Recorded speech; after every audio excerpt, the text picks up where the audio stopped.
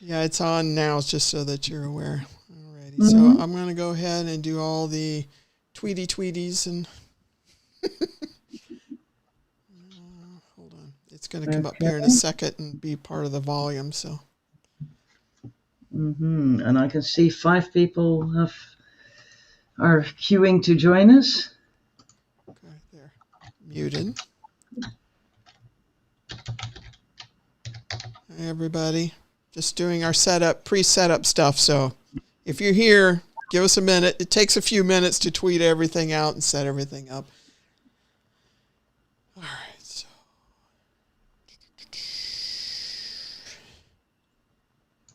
I was like, hey, who just joined the chat? It was you.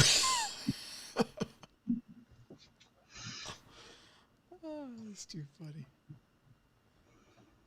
Back here.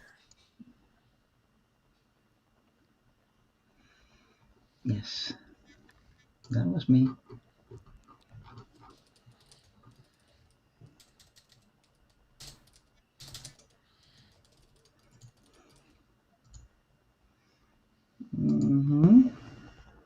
Okay. Twitter's done. Let's come back over. Let me close down my email to reduce the amount of noisy messages we might get while we're working. Yeah.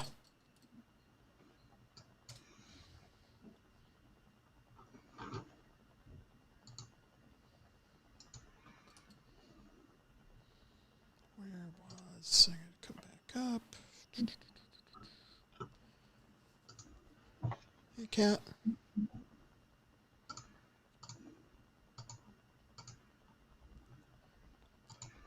Ah, nice. Thanks for joining us again, Kat.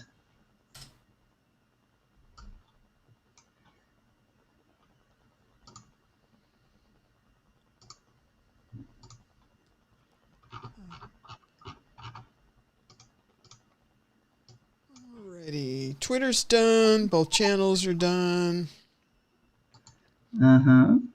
Let me just double check here. Yep. Okay, that's done. And I've got some files open so we can actually look at some stuff. Cat.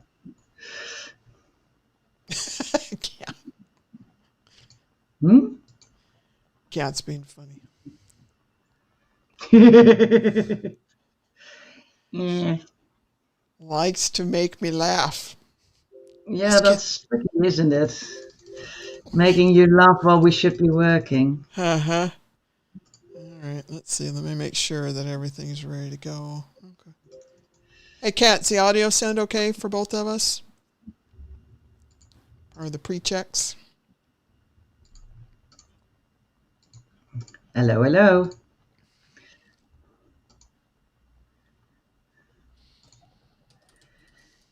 Okay. Let's open a different browser session again because I'd forgotten to do that.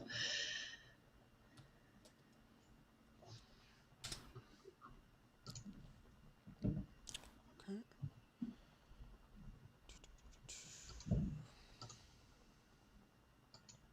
All right, I'm just going to go ahead and just kill the countdown thing here. So I'll switch back over. All right, let me just double check. You sound a bit bassy, Kat said. But isn't my voice always a bit low? Anecdote. Maybe I shouldn't. I once had said a dinner in the but dark. not negatively so. So there you go. Go ahead. I once had a dinner in the dark, which is as in a completely dark room, and you don't actually know what's on your plate, and you have to do everything. It was an institute for the blind, and we were being served by blind people. Oh, okay. Experience well in a very small way what it is to be deprived of that sense for a while. And I was there with a friend of mine and a group of other friends of hers. most of whom I'd never met before. And at the end of that dinner, the lights during dessert slowly started to undim, basically, and come up. And one of the other friends of my friends then came out and looked at me like, "Oh, you look a lot nicer than you sound." Because of my voice being so low, I tend to sound authoritative. Which is helpful if you're a speaker or, Sure. if you're in tech and it's a men's world. So generally it's helpful. But in this case, without any further context, it was very confusing to them. And that opens today's live working session. Yeah. Oh, funny. Yeah. Hello, everybody. I'm getting a call. So if you heard that, I just got rid of it. So hello, everybody. We're going to do something a little bit different today. So let me just set it up so that we all have context of what we want to talk about and what we want to achieve from it. Okay. So context. What are we doing? The topic today is we're going to talk about input validation. All right. That's a big topic. It's something that when we're building new systems is from an architectural point of view, how do we want to accomplish that and put it in? But when you're dealing with a legacy system, it's something that has more difficulty to implement. So we need to have those discussions about strategies of how it can be implemented. Now, from everything new coming into core, once we have a set strategy of how we want to achieve it, that can be rolled into anything new that's coming in. From the legacy point of view, what do we do there? So first, I think what's important, and we've talked about this, is what is input validation? Right? When I talk to different people, and same thing, Juliette, we were talking, not everybody understands what it is.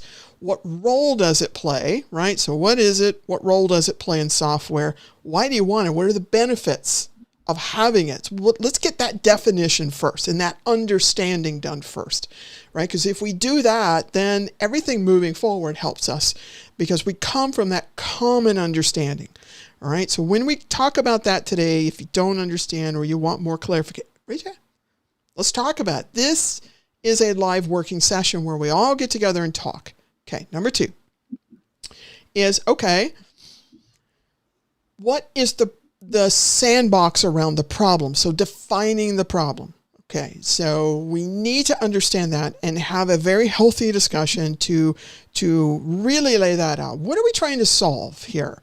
Why would we want to do this? How understanding that problem in the context of core today and into the future, that's important, right? Yeah. Long into the future, how do we do that? Go ahead. Yeah. And with the history as well. And the history, right. We need to acknowledge how we got where we are now. Absolutely. But also realize that's due to the larger infrastructure in which a project like WordPress lives. That's right. It may need to change now. That's right. So we're going to have to let's really lay that out. And it might feel a little uncomfortable sometimes, but that's okay. This is an honest, open discussion so that we all come to a common understanding and we can work from there. What is it?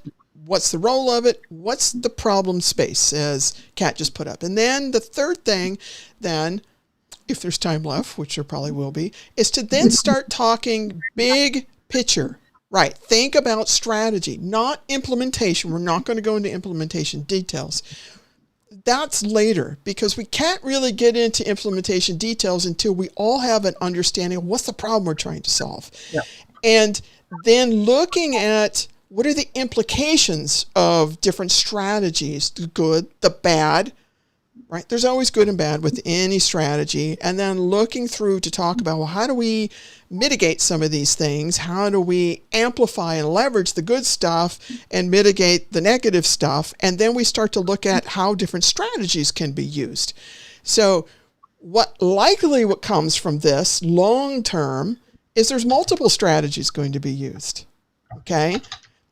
And all of you here today and anybody in the future, this is tending to the future of WordPress, right? The health, the stability, and we're going to get into that. So this is not an easy problem to solve. I'm first of all going to say that. This is not an easy thing that we just go, boom, let's just flip the switch and wow, we just fixed all these things, because there's implications for the different ways that we might fix stuff. So having a healthy conversation about this is important. So that's why I say this one is different. We're not going to be sitting and reviewing code and coming up with different solutions. We're going to look at code in the context of this discussion, but this is a big picture discussion first, and then they'll need series of these before we move into actual implementation. Because I'm going to tell you what, and as I was telling Juliette the other day, and she knows too, we've also got to get a lot of consensus along the way. So building this understanding helps to lead to consensus. Okay, so there. Yeah. Juliette, what else would you like to add to that before we get rolling?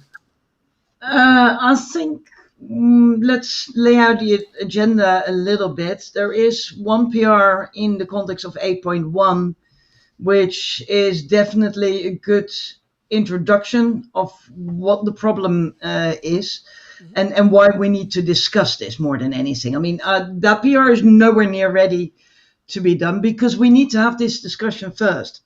But it does give an example of why we need to have the discussion. Yes. So let's look at that. Let's look at some other discussions which are already ongoing. And then with that complete context, go and have the main discussion. Yeah. So as we go through today, you're going to notice a couple of things. Good cop, bad cop kind of thing. Juliette and I do this a lot anyway, to make sure that whatever we're doing has a very well-roundedness to it, that we're covering all the little side effects and all the little areas along the way. So she'll be speaking a lot about the role, the benefits, what our future state can look like and why. And then I'll be poking too at different areas to say, well, wait a minute, how about, right, thinking about the bigger picture of the open source and the impact on the whole community as well. And she does too, don't get me wrong, but you'll see some of this back and forth, and it's on purpose, not because her and I don't get along. It's on purpose because we need to have a very healthy conversation about all the implications for all, okay? So just so you kind of know. All right, where do you want to pull up that piece? Ben Ramsey has joined us as well. Welcome, Ben. Hey, Ben. For those people who don't know, Ben Ramsey is one of the release leads of PHP 8.1. So he's honoring us here by being here. And I'm happy to have you, Ben. Yeah. Hey, Ben. You and I haven't met yet. Hi. I guess we still have. Right. So do we want to have a quick look at that initial PR? Ben says, happy to be here. Just so y'all can see who. Yeah, so hold on one second. Let's start with the PR. I think it will provide good context for everybody who may not, and then we'll need to move into defining what this is. So, okay. Yeah, let me switch to the other screen. Yeah, see? I screwed it up last time with the screen, so hold on one second. There it is. And I'll look up what tests I need to run. Anybody who's new here, understand this is new software, and guess what? The driver of it sometimes screws up. Oh my goodness gracious! That's part of doing a live audience show. That's exactly right. All part of it. There we go. I'm going to switch myself to the other side. Okay. All right, you're in the driver's seat, so okay. Go ahead. Then let's start by, let me go to WordPress. Yeah, I only have a few tabs in my control panel. In my command line. Okay, I'm going to run some tests on PHP 8. And it's to convert... can you make that a little bit bigger for everybody too? It's a little small. I forgot to enlarge it in advance. So let's do that right now. 18. This should be readable. Is that good for everybody? It looks good to me, but I just want to make sure. Okay, so there's some tests there. And they're all passing on PHP 8, as we can see, PHP 8. Now let's have a look at 8.1. And I haven't installed RC2 yet, which was released yesterday. But this is RC1. Look at that. Okay, those were Those are requests. Yep, our requests. Those are deprecation notes. Those weren't actually the notes I want to show you, because these tests will pass. That's a problem. And if we, just for those people who want to follow along, it's this PR. So yeah, PR what's the number? 1556. Here, I'm putting it in the chat right now for everybody. Yeah. And 66, right? 1556. 1556. Okay. There's the link for everybody. You're sharing a Twitter screen, Tonya. Of course I am. Yeah, of course. So I'm not sure if the tests were visible. Were they visible for people? Yeah, they were. Okay, I just clicked the wrong daggone thing. Okay. I can see your Twitter. Yes. Cat. Go for it. I looked at those tests, and those tests weren't failing, and those were the tests I knew should be failing on 8.1. So what I first did was add 3 commits, first refactoring the test to a data provider, add some more test cases, which I expected passed, and then add some test cases with some unexpected data types and see if the test still passed. So I'm going to check out that particular commit, which just has the test, no fixes yet. I'm going to switch back to PHP 8. And we're going to see if those tests now pass on PHP 8. So we used to have 3 tests. Now we suddenly have a lot more. And hey, we already see a type error on PHP 8. Should we go back to 7.4, see if they pass then? Yeah, let's go ahead and do that. Okay. So on 7.4, we also have a warning. So, okay, I added 1 test, which we should decide whether we actually should have that or not. But all the other tests are basically passing. Yeah. Well, I just comment out this 1 test to not confuse the issue too much. Yep. Actually, I should have just checked out the next commit, because I already have them. Yeah, here. Sorry, my bad. That's okay. For everybody following along, if you're also looking at the PR itself, you can see the individual commits there as well. So if you wanted to open them up and take a look, you can do that as well. So let's run it again on 8. On 8, everything I have now in the tests are passing.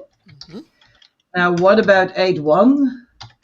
And on 8.1, we start to see a deprecation notice for passing null to string position. Yep.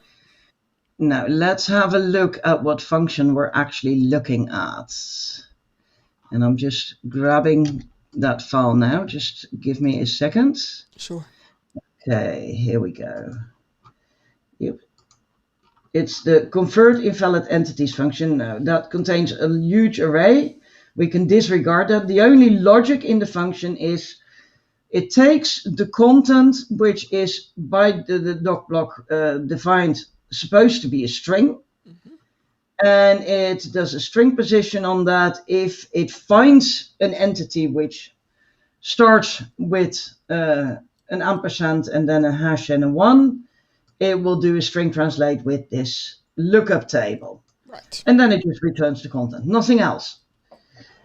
Now, why are we getting an error? It is because, yes, this is defined to be a string, except there is no check that it's actually a string. So we're presuming that content is a string, but we don't know for sure. And in this case, I was throwing null at it, but I was also throwing some other things in it. I was throwing false and int on it. And by the way, Tonya, what? I don't know what's happening with YouTube. Why? What's going on? Well, I was getting please try again, an error occurred. Are we still live? Yeah, I'm watching it right now. Okay, then it was just my machine. That's Anybody okay. else? Are you all still there? Give us a thumbs up or something that you're all still there watching live. Just because it works on my machine doesn't mean it's working on yours. But yeah, so in those new tests, you could see I was throwing null, false, true, in int and a float at it. Yep. And the question is, of course, with an array, we already saw in the earlier test that would definitely fail, even in earlier PHP versions. But there's no input validation done. And if we look at this particular stack trace, okay, I'm directly testing this function. But if we look at the stack trace of the actual failures in WordPress core, and I might as well go to the actions and show you there. Mm-hmm.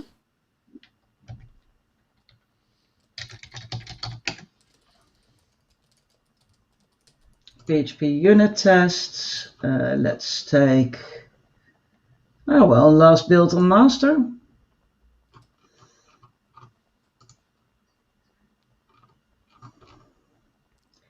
And hey, why is it not folding out? For crying out loud. Come on, wake up. It's not working. Yeah, let me go and see if I can pull it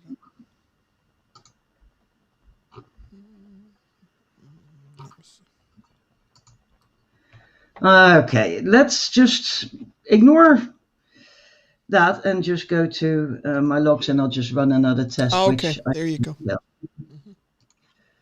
Sorry, sometimes when you switch browsers for a thing like this, then suddenly things don't work the way they should.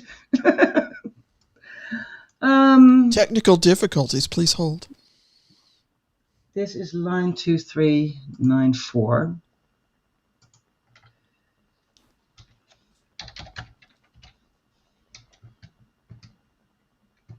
While she sets that up, thanks everybody for confirming that. Yep, we're still live. So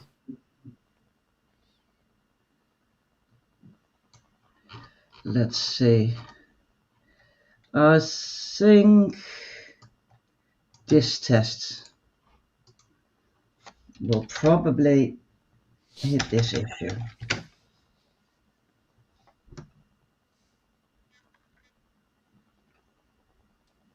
Not the right line. Same problem, not the right line. Yeah.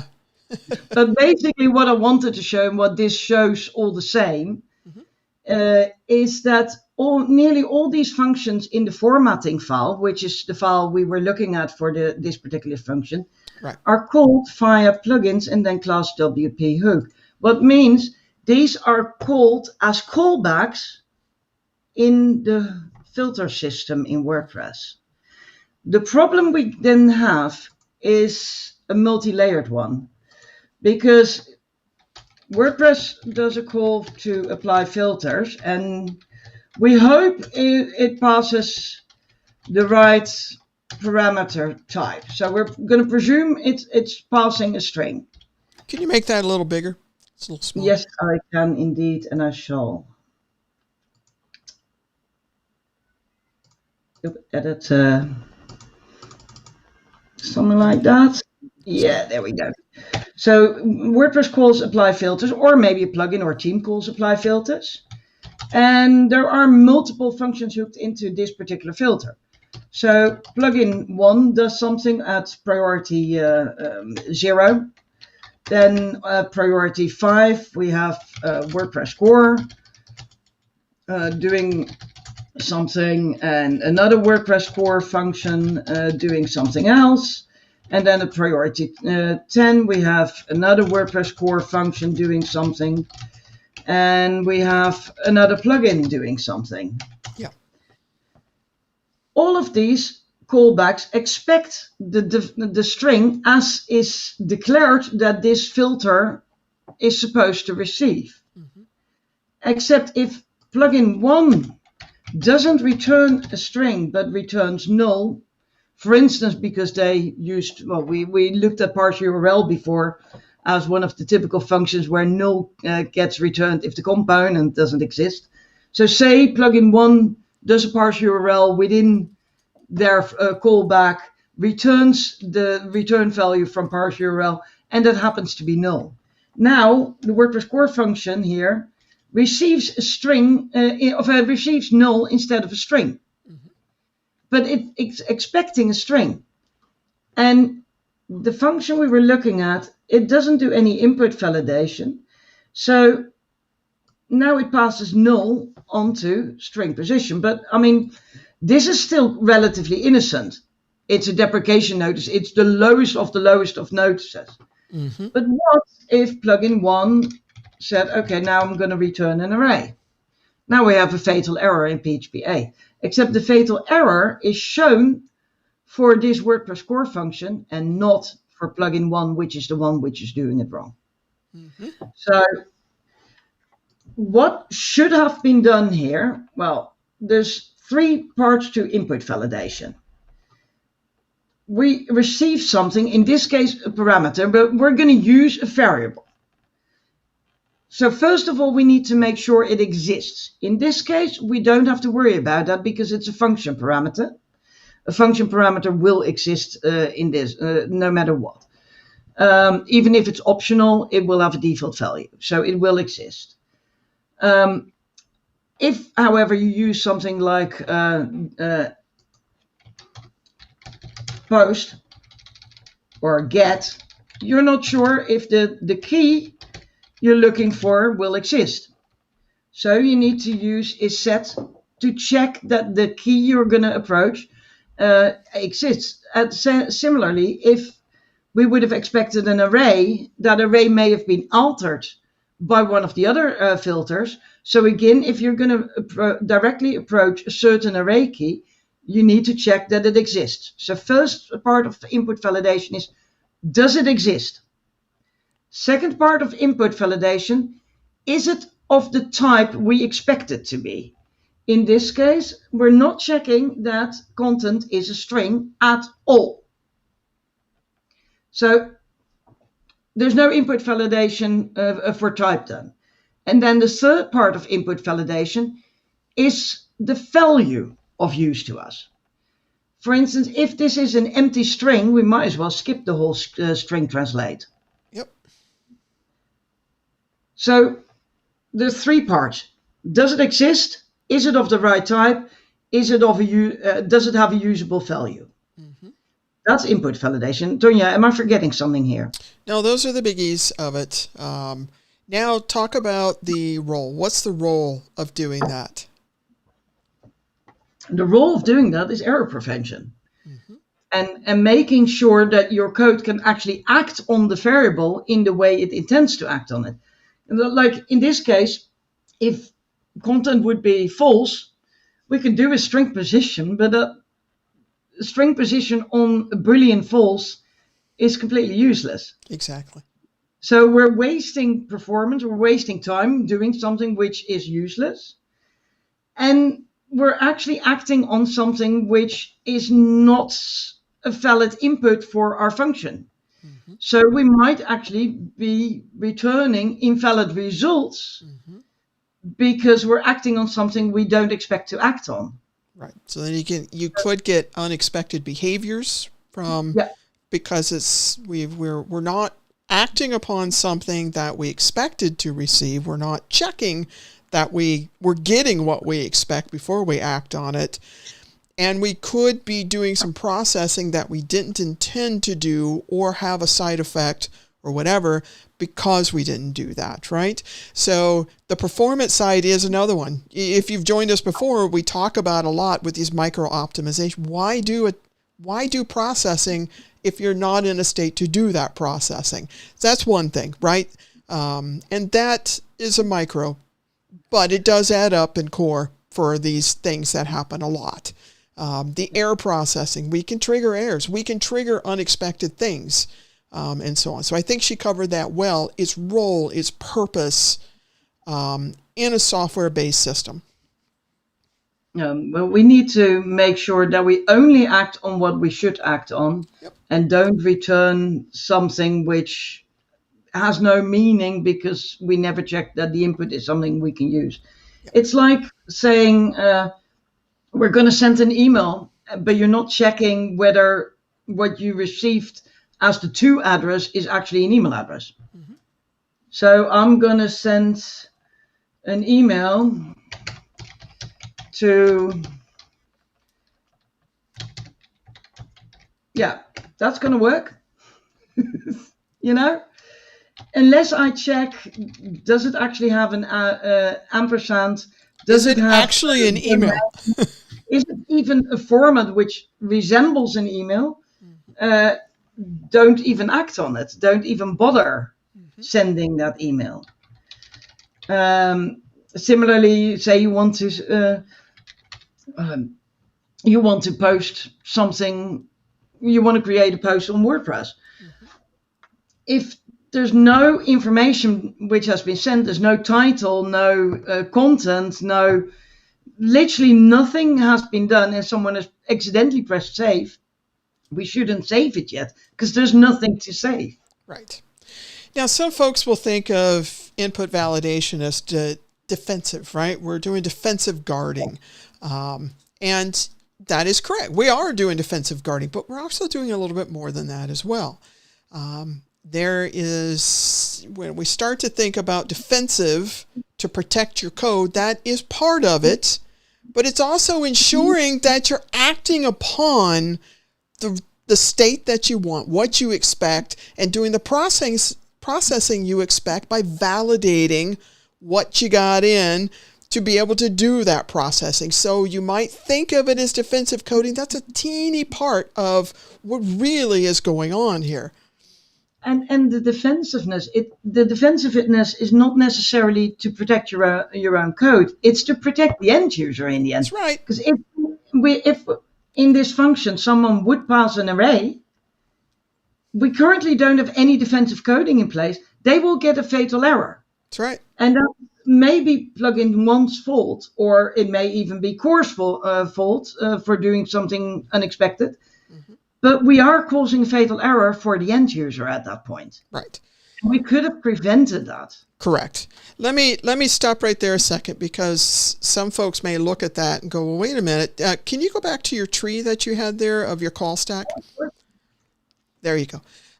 So let's imagine too that it's plugin 1, plugin 2, plugin 3 at the top, and one of those plugins causes the problem, right, in the stack, and then it hits another plugin along the way. What becomes difficult is to diagnose where in the stack this was caused from, and we see that a lot in core where we get track tickets, and it's not here, it's being caused downstream or upstream. We need to take a look at this. But there's also a cost to the user, and there's a cost to the product companies and the theme authors out there too, trying to diagnose, wait, where did this happen at? So it has a lot of impacts to it along the way. In the end, the user pays a big price for it, but then so does any of the authors out there or those who are supporting their users, including the community, all of us in core as well. It has a rippling impact. Yes. Okay. Yeah, and if we could look at the output of the 8.1 run now, nearly all the which I can't clearly, I know there must be JavaScript error somewhere. Yeah. But basically, what you will see is that nearly all of the errors which remain for PHP 8.1, and there's about 100 of them, are all to do with the hooking system. They're all to do with the apply filters being called. And if we then go to track, there was a ticket which was already started last year. Yep. About this. Let's see if I can find it. Yep.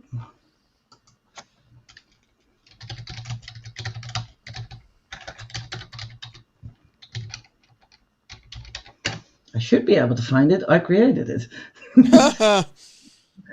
Where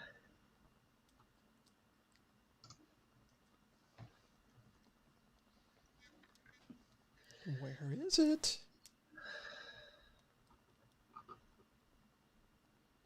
You're looking for your type safe filter? Yeah. Oh, yeah, I see it now. Yeah. Do you know the ticket number by heart? I don't. While you look at that, I'll go ahead and let me see if I share my screen this time, if it's going to not show you Twitter. So hold on. Okay. Okay, there we go. So here is what she was talking about with the run failing here. And you can see we got string replace, and so on. This is from the filtering system, string position, and so on. Okay. All right, I'll switch back to you. Yeah, let me just log in and I'll grab my own ticket. That will just make my life easier. There you go. If I could actually see the menu, but because I've enlarged this screen, I can't see the menu. Tickets. Here we go. Now I'll enlarge the screen again. There you go.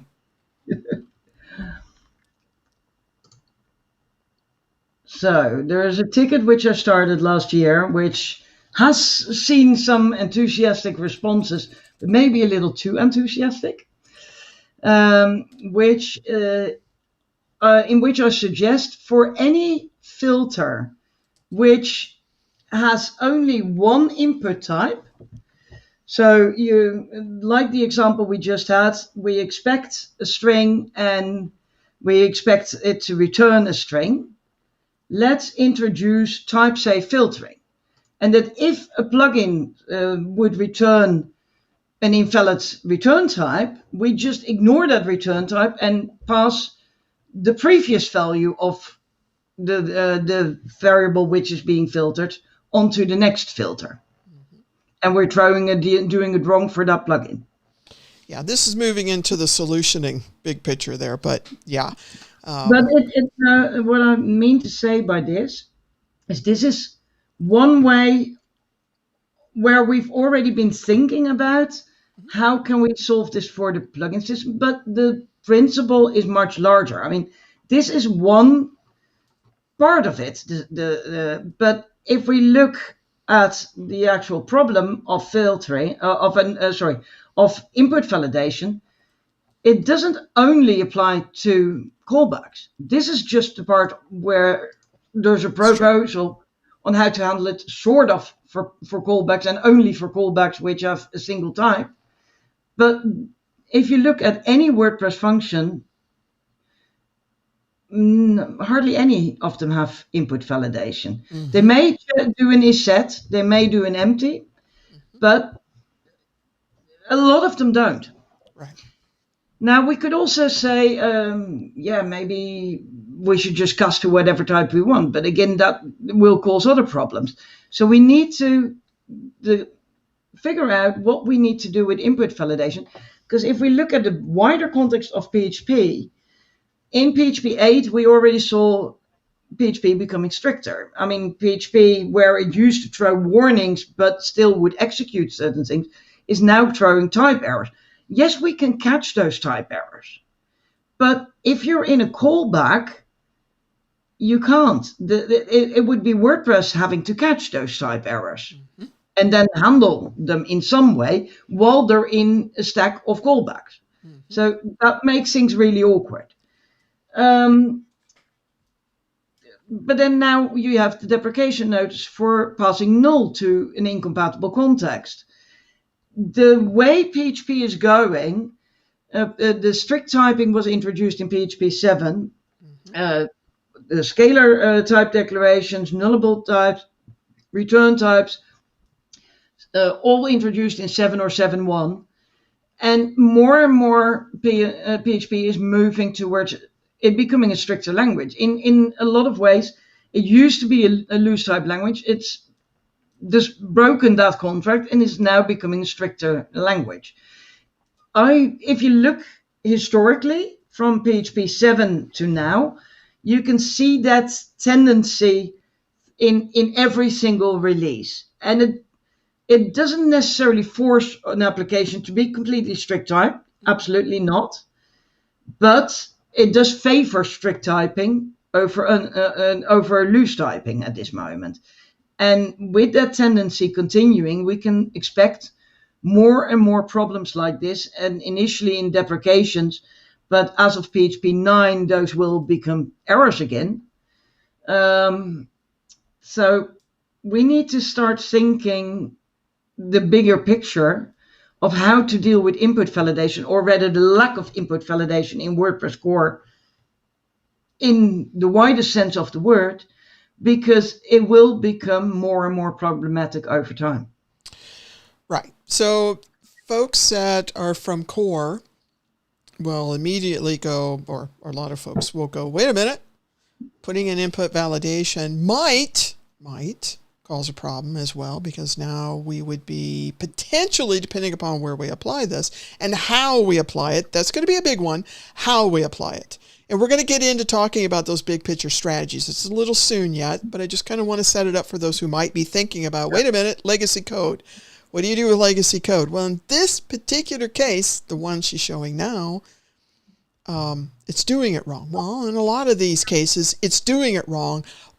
Okay, that's great. Yes, it is doing it wrong somewhere along the system, and we can fix all the things in core, so core's not doing it wrong.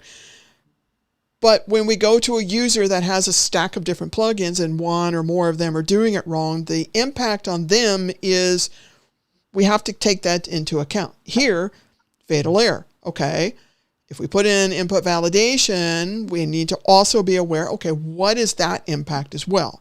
And we're going to talk about that. These are things we have to talk about when you're dealing with legacy systems. As I said in the beginning, everything new, we can automatically go and say, this is our strategy for input validation. Everything new introduced, let's make sure it complies with this. What do we do with the old? And we're going to be talking about that. She already introduced one of them, but just hold on. Don't be discounting what she's saying yet, just because you're thinking, wait, legacy. Let's keep an open mind and really discuss this. Okay. Yeah, and then we also need to look at the error hierarchy. And I'm just going to pull up that on the PHP website. That's another one we need to take into consideration, because there's an error hierarchy. Yep. And for those people who want to see it, let's see if I can put. Hey, can people see the link I just posted? Because last time, if I posted links, that didn't work. I don't see it in the chat or on YouTube. Yeah, I don't get why you can't post. But anyway, don't ask me. But yeah, it's error hierarchy, and something like a deprecation notice is basically the lowest of the lowest. A user deprecation notice is even lower, but a PHP native deprecation notice is the lowest of the lowest. Right. When we throw a doing it wrong error in WordPress, we're actually throwing a user notice. So with those deprecation notices are there to show developers like, hang on, you're doing something wrong, you need to fix this. Mm-hmm. If we would add input validation, and instead of letting the deprecation warning go through, would change that to a doing it wrong, we'd effectively be raising the error level. Yep. At the same time, for something like a type error where an array was being passed instead of a string, that's a type error, and there we would, with a try catch, we'd be lowering it from an error to an e-user notice. So there we would be lowering the error, the error level. Yep. So this is something to take into account as well. I mean, PHP is largely throwing those notices to be helpful, to help us developers write code and find the bugs in our code. Right. Unfortunately, with a legacy system as WordPress, there are bugs. Right. And at this point, what we do here, we're not trying to push this onto users. Right? We don't want our users out there debugging our code for us, and all of a sudden, wait a minute, what are all these fatal errors going on? We're not trying to introduce that. We're trying to say, how can we catch it before it gets out there to user land? Yeah. At the same time, what I'm saying here, and Tonya, when Tonya and me disagree, some of it is staged, by the way, and some of it is because we want to make sure you're giving away our secrets. Some of it is that just because we want to show that there are different points of view about things, by catching all of it and hiding it, we're also preventing and making it impossible in some ways for developers for plugins and themes to fix it. If we hide it, we're making their life more difficult instead of making it easier. So is hiding these issues really the right way to go? Mm-hmm. And Torsten is saying the stream is now broken for him, but now I can actually see YouTube fine. Yeah, I'm actually watching it on YouTube and I see it. Reloaded, fixed. Okay, good. Phew. Yeah, okay. Phew. Yeah, so we have quite a complex problem where on the one hand, we don't want to break things for end users. Right. On the other hand, we don't want to break BC more than we need to. On the other hand, we do want to make sure that plugins and themes still have the opportunity to fix things when they're doing it wrong. It's three things. But we also want to make that easier for them. Yeah, I want to put one more in there. Core has a long-standing, we do not break backwards compatibility. So I'm going to add that one in there too. Yeah, but the question here is obviously, but are we breaking backward compatibility? And that will be another part of the discussion as well. Is this bug fixing or is this backward compatibility break or is it kind of sitting on the line or is it both? So it's a healthy discussion to have. But it's also, is it course backward compatibility break or is it a backward compatibility break in PHP? Yeah. It is one in PHP. And I mean, in this, with the deprecation, it's not even a BC break. It'll only become a BC break in 9. We get to 9. When it goes from deprecation to most likely type error. Then it's a BC break, but it's PHP's BC break. And should we be hiding those from our developer users? Yeah. Since she's saying that way that it won't impact the end users while still enabling dev users to fix their shit. Here will come the corollary to that other argument of, yeah, but the significant part of WordPress sites don't run on the newest version of PHP, right? So we have a very wide-ranging version. So do we fix this, which then impacts all the way back to the minimum supported version? So I'm just going to raise that as well as part of the total consideration of the strategies that we need to put together. So we're trying to make core and that total stack much more predictable and stable because we're one, it's a bug fix, but two, we're also moving that direction. Considering what's coming next, well, there'll be another argument to be, well, hold on. A lot of the sites don't run on PHP 8, and it will take a while. But to be quite honest, a lot of those aren't running on 8 yet because, well, I for one have been shouting very loudly, don't do that yet. You can see in this pie chart that 7.4 is by far the largest version. People are using updated PHP versions. They just haven't moved to 8 yet because of all the warnings which people have been giving out, like, don't do that yet. But if 7.3 and 7.4 are by far the largest versions by now. And everything else is getting smaller and smaller, and 8 is slowly growing. It's over 1% already. Right. So what I would say to that is... WordPress sites have got at the moment? 100 million? Yeah. 100 million? So that means 10 million sites are already on... 1.2 million sites are already on PHP 8. Right. So that's 1.2 million sites. Yeah. So as we look at that, if we're just looking at 7.4, as we said, so right, we got 100.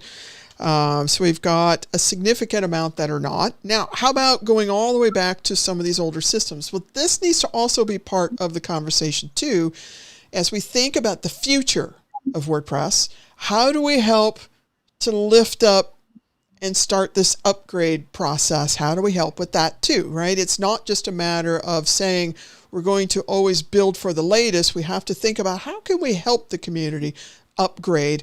So it's a big conversation about the future of WordPress and what that looks like and how we help there too. So that's kind of outside the scope of what we'll probably talk about here today, because it's bigger areas where there's a lot of different initiatives going on that would need to be included in, okay, well, how do we do some of this? Because you see, if you're looking here at this chart, you can go, wait a minute, there's quite a few sites still on 5.6. Yeah, 8.3%.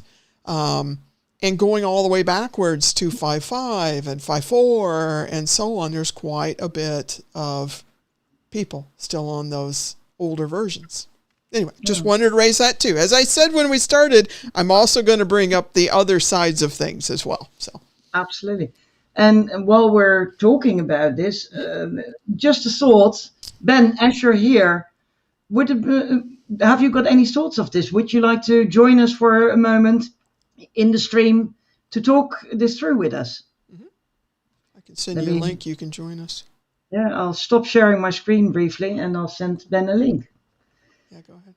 And Ben, you want to jump on, I'll throw you in and we can just kind of talk about that too.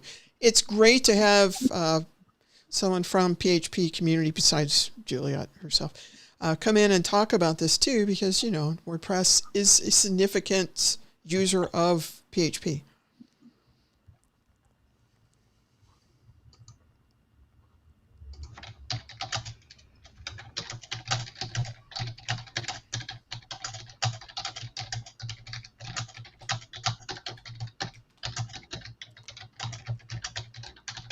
I saw Jonathan had joined too in the thread. Hey Jonathan, if you want to jump on with us at any point, just ping me too. Actually, you can use that same link I gave you before if you just want to jump in. If you need it, let me know.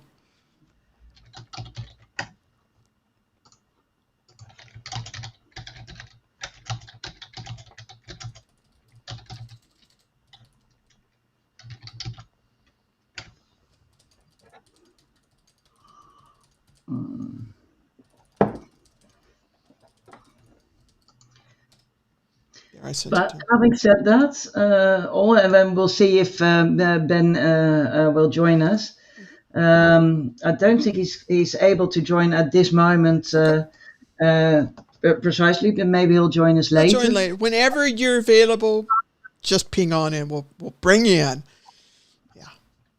Absolutely. Okay. So let's see. Are there other people who want to actively discuss and join the live stream at this moment? Or shall we just continue as we're doing at this time? I understand too, with the software I'm using, we can have a total of 6 people, including the 2 of us. So there are limited seats to be able to join here, but you can join right in the live chat with us. And we'll put you up on screen and we can discuss it. So at this point where we're at, she's shown you an example, right, for the work that we're doing to improve the compatibility with core and what's coming. So this fit perfectly at this point in the time for the work that she's been doing. Number 2, we laid out what input validation is so that we all have a common understanding. Does that make sense to everybody? Do you have questions about that? Let's make sure we get our common understanding in place so that we can all collaborate together. And then 3, understanding the problem itself. We might want to have more discussion about that, but I want to see the state of where everybody's at that's here now. What makes sense? What doesn't make sense? What would you like to debate more before we start to move on to the next parts of things? Chat's open. Yeah. Is there anyone who has any questions about what we've discussed so far? Is there anything unclear about the landscape we've laid out so far?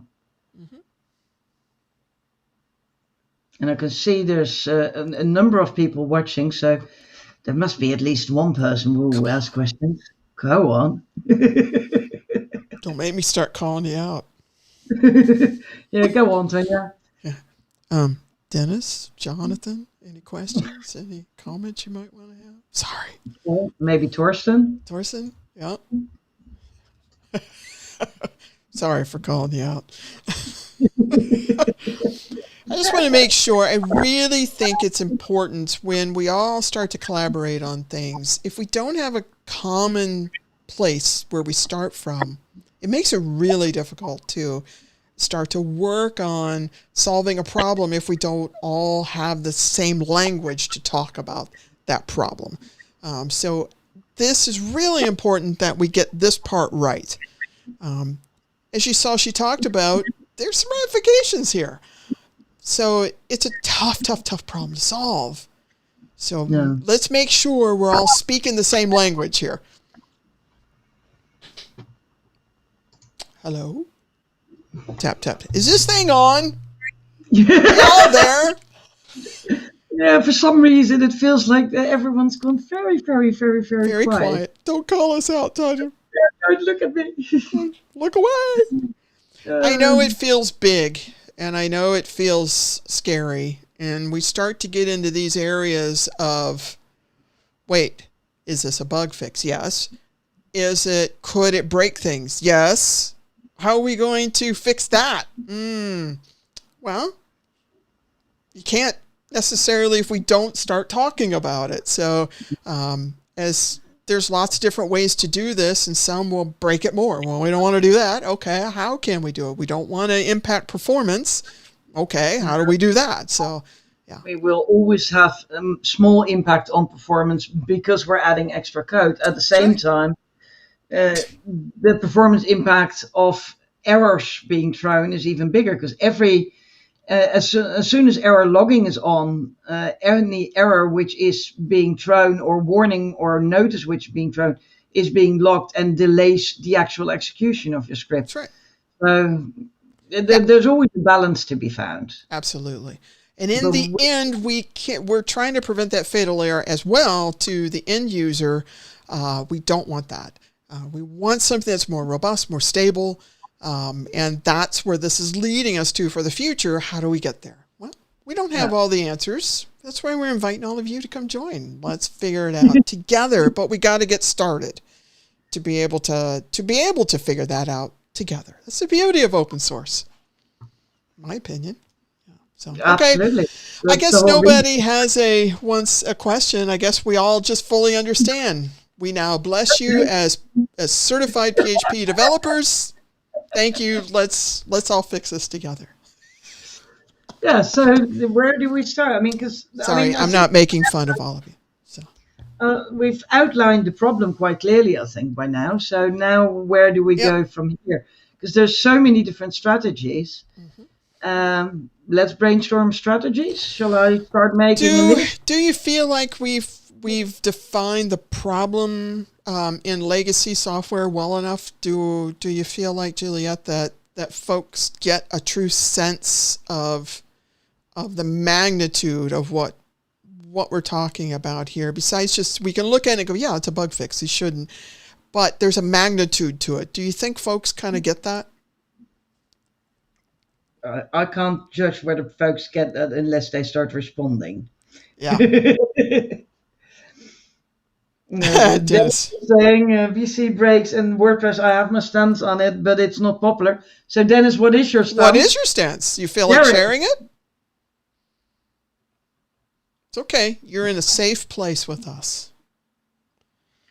Which is recorded and published after that, but yeah. Yeah, Kat just asked the same. What is your stance? It's okay. Share with us. What's your stance?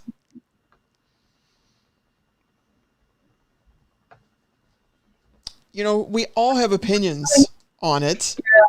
Yeah, and while we're waiting for Dennis to write up his stance, I mean, one of the ways software generally deals with breaking changes and backward compatibility breaks is using semantic versioning, where in patch versions you can only do bug fixes and nothing breaks. In minors, you can have new features, you can have deprecations, but again, no breaking change. And only in majors, you can have breaking changes. And a major is a very clear signal to users. Be aware, you need to read the changelog.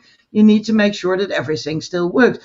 And when you work with semantic versioning, a plugin can then also say, okay, we support these versions of WordPress with the semantic versioning, like, for instance, how requires are done in Composer, where you say, okay, we support these versions. But unfortunately, WordPress doesn't do semantic We don't do versioning. that. But that may need to be part of this discussion. It possibly will have to be. So what we're talking about is future. Okay, everybody. That future itself and a future state we want to get to is what we want to talk about. That doesn't mean because we are limited today that we shouldn't at least consider some different things. Lots of things would have to build up to that future state. We can't just say, well, okay, let's just move to that. But that's not going to happen. I mean, like one of the ways where how a lot of applications solve type validation is add type declarations to functions. Mm-hmm.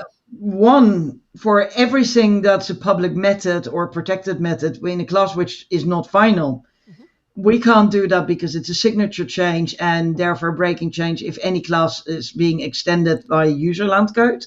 We can't do that on old stuff. We can on new.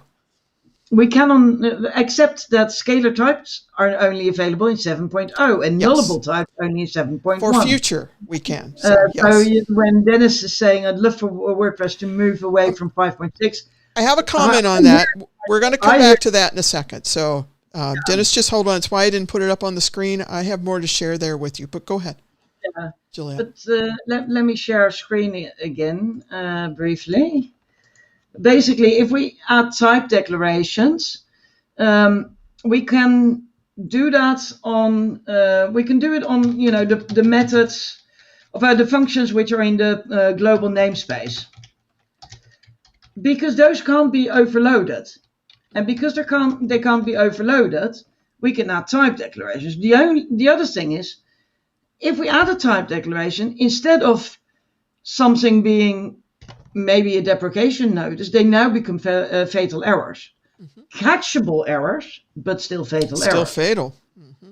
At the same time, it's not so different as what we have now. Say we have a function which expects a string.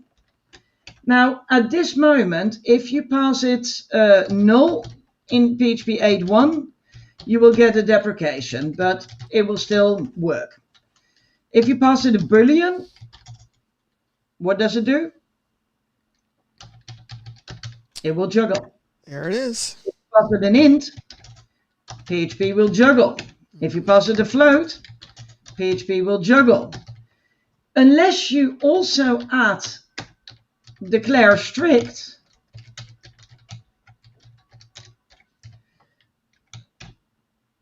then the juggling suddenly stops. Right. But if you don't declare strict, anything scalar will still juggle. That's right.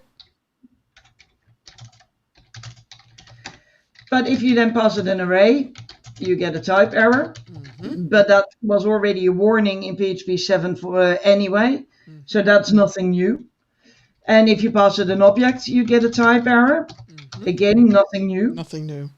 So adding, whether we add within the function an isString or isScalar in this case, mm-hmm. or add a type declaration, mm-hmm. where we say string, that's actually not going to make much difference. That's right. And adding the type declaration is more future-proof and documents the code far better. Yes, it does. So, and that's where I was saying some of this new stuff. So a part of our conversation can be about new. What do we want our code to be? And then what are our steps? And I'm going to say this, our baby steps to building up to the legacy side of things. What does that look like too? And part of that, yes, is moving away from 5.6. Let me come back to Dennis's point here. He's put some other things up. 5.6. Yes, there's public data in those charts, and yes, there are some tracking from what I understand available. It's just how do you sort all that and make it publicly consumable? I understand that there's some conversations around that. there are some statistics available that are highly manually built and put together. And that was one of the things I was talking about with some folks who work on that is how can we move that from all that manual putting together to understand what Dennis is saying here of only the live sites and in what versions of PHP are these running, and then understanding that so that that can be built up in a way that it is something you can put on the stats page. That's not there yet, but there are some stats that can be pulled together, and it's a lot of effort to figure it out. Right now, 5.6 is pretty close to that line to where we could move to 7.0. We could have done that potentially in 5.9 release cycle, this cycle, but then we all came back and said, wait a minute, really what we want is to get to 7.1 or 7.2. Does moving to 7.0 at this stage kind of squished that ability of where we really wanted to go to. So there was this effort behind the scenes of, hey, how can we get to 7.1? How can we get to 7.2? So there's this conversation going on about that. And could that happen by the next release? Could that happen? So I kind of wanted to bring that up for y'all. Yeah, but if I look at these stats here, I think 6 months ago, we were at about 2/3 on PHP 7.2.3. And now we're already on, well, I'd say 78% on 7.2.3.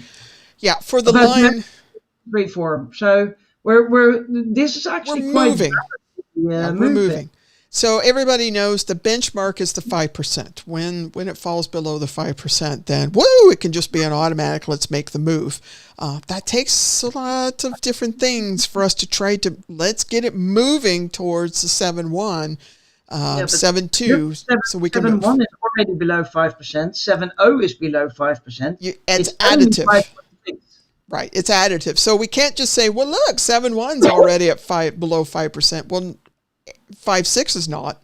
So how do we start to make that transition off? And that's where I said that was a kind of outside the scope of what we're talking about here, except to note that it needs to happen, but it's a big thing of how in the hosting and in site health and so on, marketing and so on, how do we make that happen as well? Yeah, but it's not completely out of scope, because adding this type declaration is only possible if we do that. Yep. If we drop those old versions. So if that would be the direction we would be going in, which is a potential solution direction, not a definite, but just one of the potential things we need to discuss, it is a prerequisite. It is something. I think that's more what I mean. Yeah, it's a prerequisite that we can say, but we can't solve that problem. How are we going to move all the WordPress sites out there that are running on older versions? How are we going to move them forward? That's more what I'm talking. That's a whole separate conversation too. I've got a customer of mine coming over on Monday. We still have, I think, 4 sites on 5.6. So yeah, who knows? There you go. Might be able to lower it by 4. Hey, it's additive. Everyone counts. So yeah. Yeah. So does that kind of help you, Dennis, to know that yes, this is a prerequisite for doing this type of solutioning.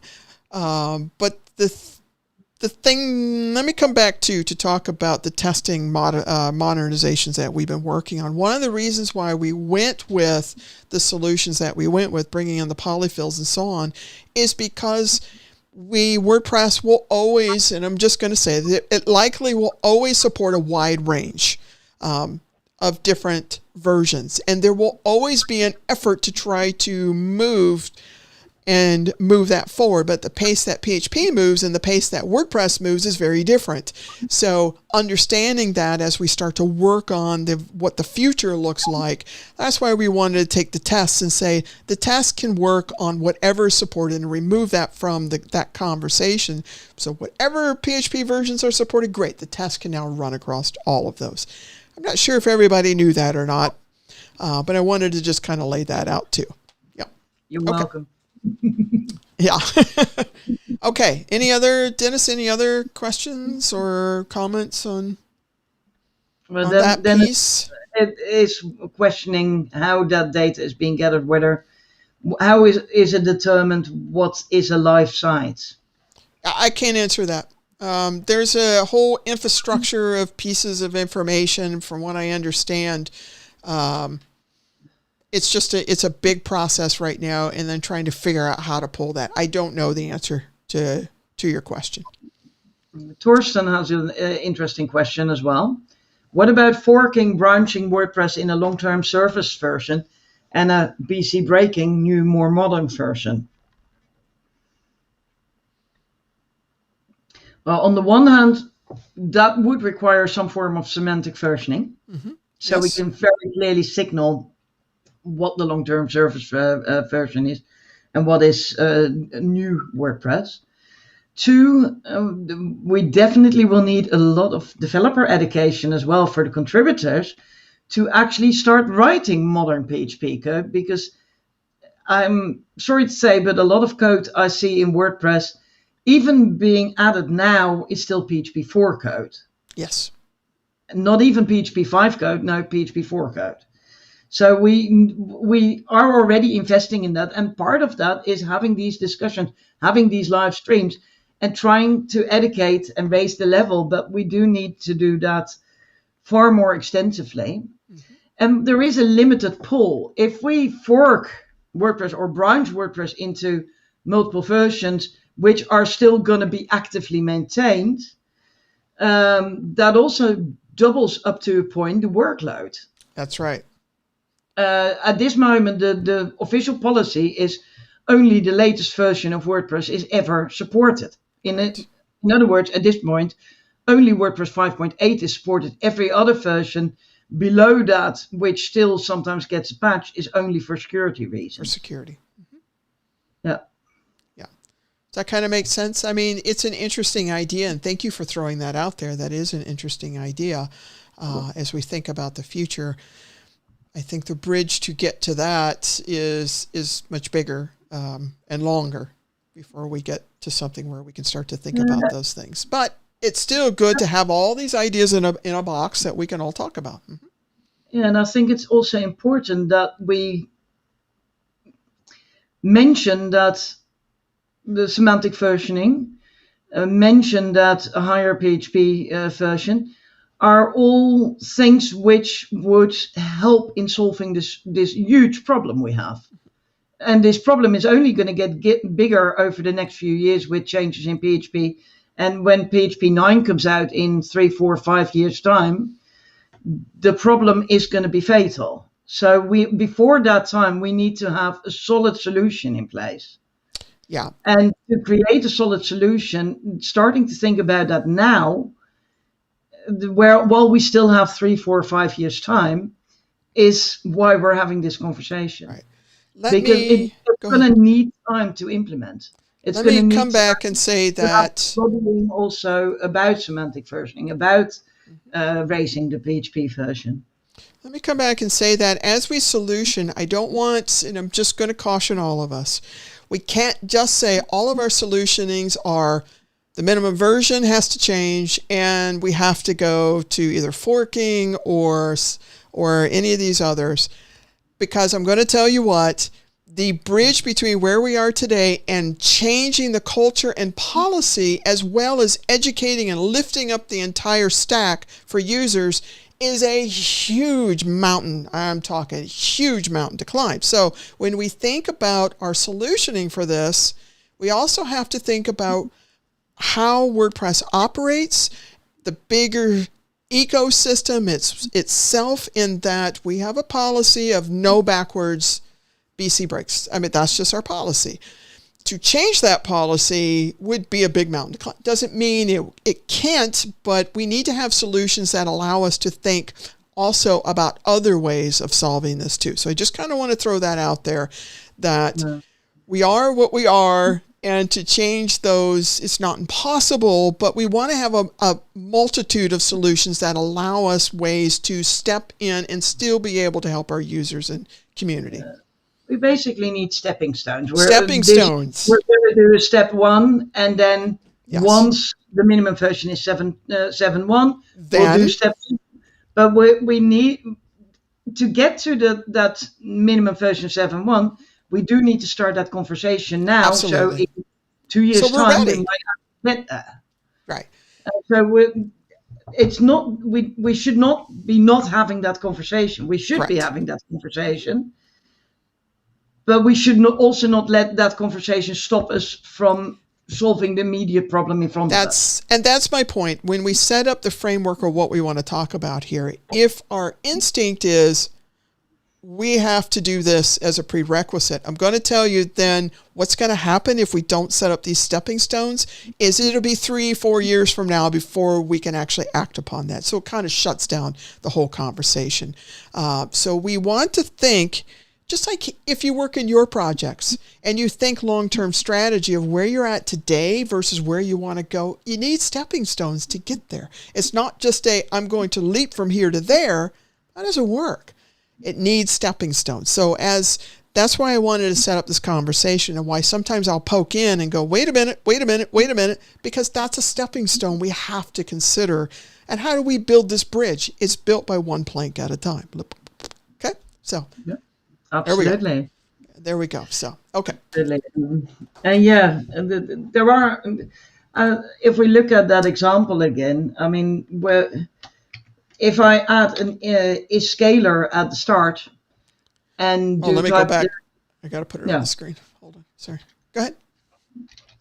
If I add a scalar check on a string, here at the start and, do something error prevention in that if it's not, that basically creates, it creates similar behavior as adding the type string. So if we do that as a temporary solution, as a stepping stone, for instance, but with the intention of adding the type declaration after, once it's possible, we do need to make sure that what we do within the not is scalar is aligned with the next step. Yeah. So that the changeover once we move to type declarations is as small as it can be. Absolutely. Does that make sense to everybody? That thinking this way of, of course, I can't imagine too many people that would say that we would want to be doing it wrong and not have a robust, stable code base or for users that they can count on and trust. I can't imagine anyone not saying that, but we need steps to get to there. And that's what she's showing here is in our thinking today. And as we move forward, think about where we're at today. What's the next baby step? And then what's the steps after that? So that we're setting up this step to get us to that step, to get us to that step. And we incrementally move ourselves forward. Yeah. Yeah. And we do that with the least disruption for plugin and team builders. And, absolutely. And even less disruption for end users. For users. But if we go back to this formatting file, basically all these functions, or nearly all of them, are used as callbacks. Right. And none of them have input validation. Nearly all of the errors we currently still have in the 8.1 tests are all in this file. So and this is just one part of it. This is the most visible part of it. Right. But the problem is everywhere in WordPress. Right. Now, for those who might be thinking, and I know folks are out there that are thinking this, they're just deprecation notices. We can just not worry about that. And they are. You're absolutely right. They are. The steps that we're taking is to improve the code base. We're paying down technical debt as we take these steps forward because at some point, they're not going to be deprecation notices. Right? And you might be thinking, well, there's so few sites that are running on 8.0 that will run on 8.1 in the WordPress sphere. That's true too. You're right. That is true too. But every step take for now, but every step that we're taking right now is helping us for the future.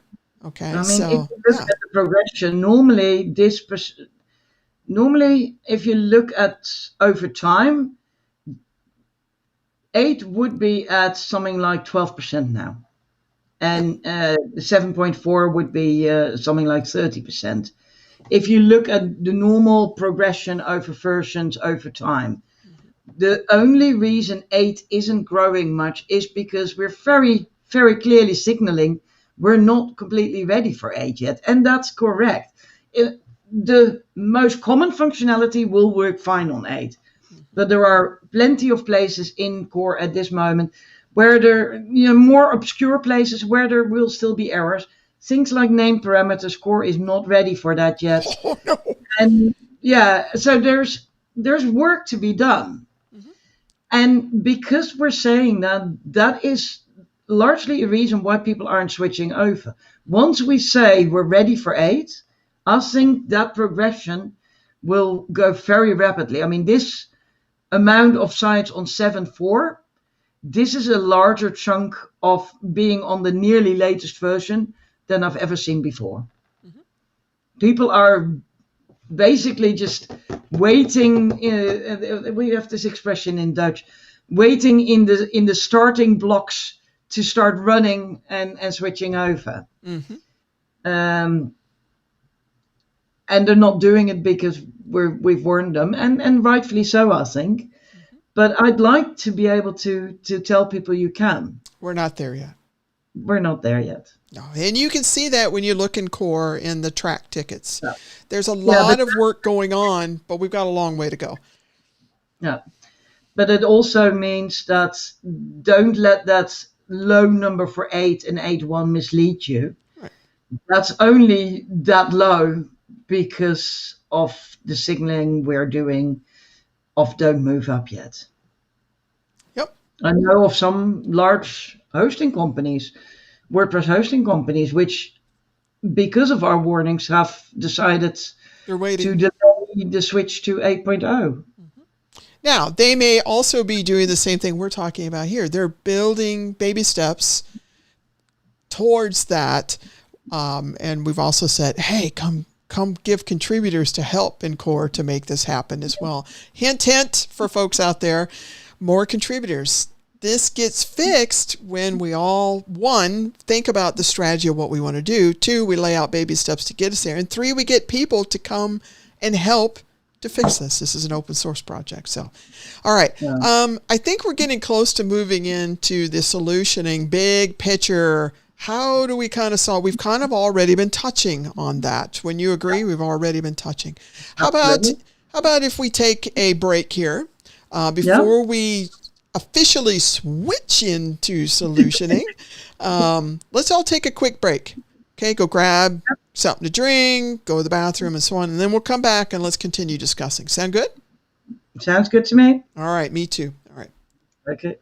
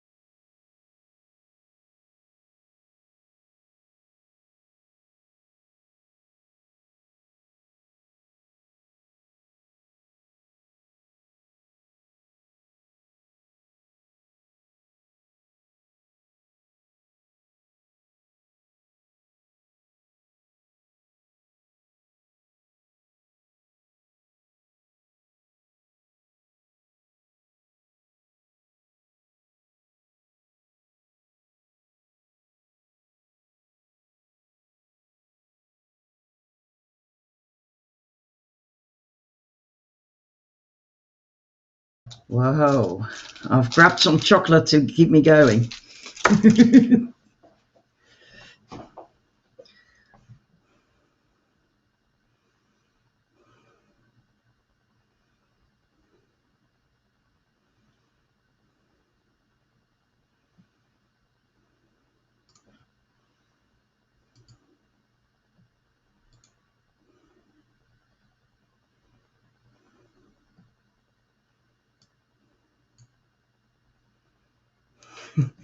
Yes, chocolate for the win. Most definitely. With the different time zones we're working under, these streams often taking a large part of the early evening. It's important to keep your energy up.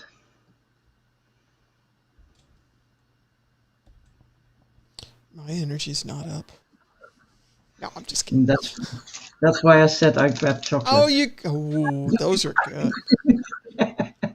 Those are good. I'm going to share a little thing. I recently discovered that I'm actually allergic to chocolate. No! My life now sucks. Yes! I'm sorry for you. That sounds absolutely horrible.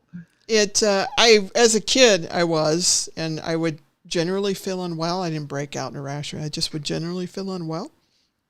And as an adult, I just ignored it, I think. Come on. It's chocolate, damn it. It's good for you. It brings you joy. Well, okay. Well, I know, Dennis. No. But yeah. Allergic to alcohol isn't great either. But I know actually a number of friends of mine are allergic to alcohol. And yeah, that can definitely also be socially awkward because a lot of meetups, they like just serve beer and it's like, okay, I don't drink alcohol. I still have to drive in my case in most situations. And it's like, oh yeah, here's water. Feels very welcoming. That's not welcoming. No. Or inclusive. Nope. I've made that point numerous times. That's a saying, if you don't do this, we will make sure that you stand out. Wrong. Wrong. Anyway.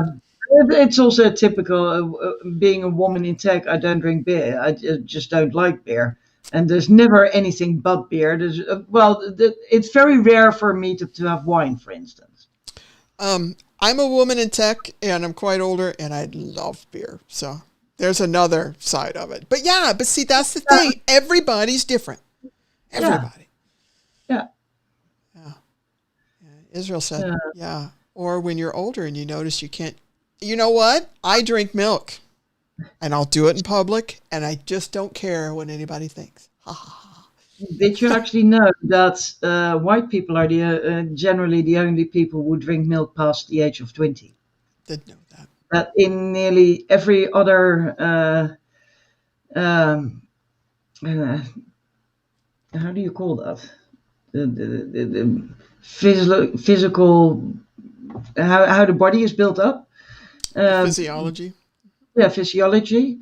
That gives a very strong negative reaction in the body after 20, and that apparently only white people still drink milk after 20. I know a lot of folks will say that it hurts the digestive system for a lot.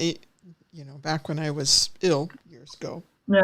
They would say, well, don't drink milk. It really, but for me, it's not. It's the other way around. It really helps me. So yeah, I'm the crazy person. People always look at me like, wait, you stop in a store and most people will grab like a soda or something and then pop back in their car. I grab milk. So in the Netherlands, it's very common to drink milk for lunch. I love milk. With breakfast or with lunch, yeah. My spouse is always like, why don't we just invest in milk stocks the way you drink milk? So I love it. Buy yourself a cow. Get it fresh. Oh my gosh. I have to maintain that. That's okay. Yeah, and this is just water. They maintain your lawn. You can get rid of your lawn mower as well. But then I have to maintain behind them for the little lovely things they leave behind. So But that will make sure that your lawn looks beautiful next year as well. I'm trying to picture my neighbors. That would be so funny. Anyway. All right. So Welcome to, like we said, this is a working session. So this is what you get when you join us. Sometimes we're silly. Actually, we're silly a lot. But anyway, not for age, but because your body is intolerant of dairy products. Yeah. A lot of people have that. And they do say as you age, your body is more intolerant. For me, it's not. So, and that's what I love. Again, everybody's different. Love that. Yeah, let's remember that in core, folks, and in the world. I find I have to be careful when I eat peanuts. If I need to do public speaking, I shouldn't eat peanuts like for 3-4 weeks beforehand. Why? Scratch your throat, have a reaction. Your throat. My throat get scratchy. Well, yeah, and more closed. So my spouse has that. We'll eat like something that's a little rough on the edges, scratch the throat. So me, the thing is, I love peanuts. I do too. Yeah. But anyway. I have to be very careful when I eat them. Yeah. If this were another chat, I'd make another joke. If this were another chat, we'd all make a lot more jokes. But we'll refrain. Okay. Bump. Let's get back. DM me now, please. I do want to know what you have in mind. After we get done with the live part, tell us. Anyway. Yeah. All right. So let's kind of recap for anybody who's joining at this stage, which, by the way, if you all notice, we have a tendency to have long working sessions. There's a lot to cover. But I am going back in those past sessions and putting timestamps in so they breaks them up. So you can go click, click, and jump. So if somebody jumps to this part, I just kind of want to recap what we covered in the last part, because you can't just skip ahead. You won't have context. Anyway, we covered what is input validation and what's its role in software. We gave an example. Then we talked about trying to define the problem for today and tomorrow. And then I want you all to hear this part too, just a reminder for ourselves. We're thinking about the future, where we're going to take care of course future, to take care of our users, to take care of our contributors, to take care of our ecosystem. So as that future state, we think about, we need stepping stones to get there. Now we're going to move into, we've already kind of been discussing the big picture of strategies. How do we solve this? And I think that's really important, that if we go about this to solve it by saying this, and this needs to change in core, and it's no more breaking backward compatibility, and we have to switch to a different versioning, and we need the minimum versions to jump up, that means this is going to be on pause for a long time. Let's step into those things. We can say that's a prerequisite to get to a step that's a little further down the road, but let's think in future state. We want to be here. Great. Yeah, we want to be here. Okay, great. How do we baby step? Let's start defining, think about a path. You can't just jump from here to, I want to go to here on vacation. You just don't go magically, I'm on a magic carpet and I'm just there. There's steps to get along the way. So let's think in that way. But each step should set up the next step, should set up the next step, and so on. Okay? Now, what we're going to talk about in this is big picture. It's not let's start building implementations or going deep down the rabbit hole. If we go down the rabbit hole, we're going to be here all weekend. Let's don't do that. And if we start to do that, I'll pull us back out. Rabbit hole, okay? Big picture strategies. And there should be a lot of them we want to talk about. And each has pluses and minuses. Some will fall later on the path. Some will be the step we can do now. Some will be the step we can do next, okay? But let's talk about them and let's debate them in a healthy way to say, wait, what are the risks? Excuse me, what are the pluses? What are the minuses? What else are we not thinking about from big picture? Okay. I hear you typing. Are you setting up your screen share? I've been typing up some of the things which we've seen in the discussion so far, to summarize the things we discussed.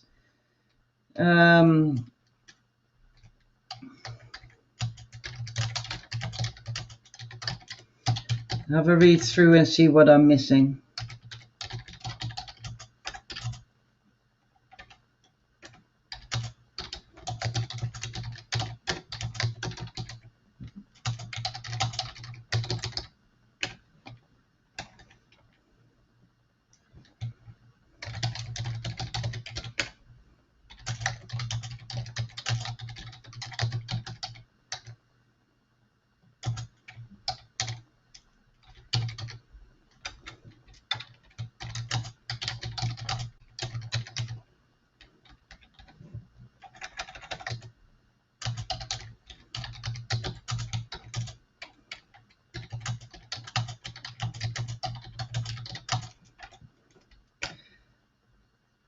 I'm muted. Was I muted the whole time?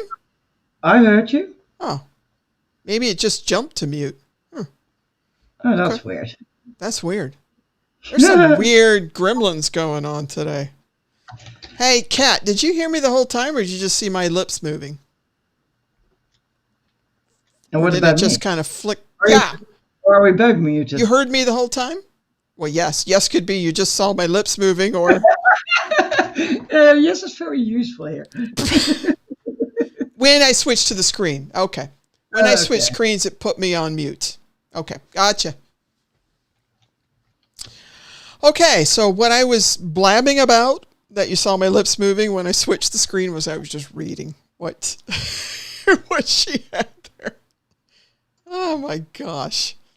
But thanks for letting me know. Let her finish her little typing here, and then we'll all join in. Okay, thank you.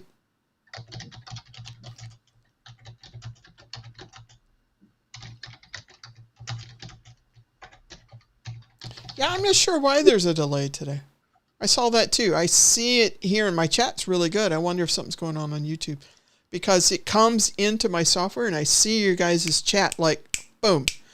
But then I look on YouTube and it's like a big long delay before the chat ever displays on YouTube, which I find really odd that that's happening. So I wonder if there's something going on the YouTube side of things. Did you see that? Kat sent you the bad joke on your DM. I'll have a look when I'm not screen sharing. Because otherwise I'll share it with everyone. So they might as well have said it here. Okay, so before we get rolling, any questions, comments about the topic? We'll assume no unless you ask us stuff.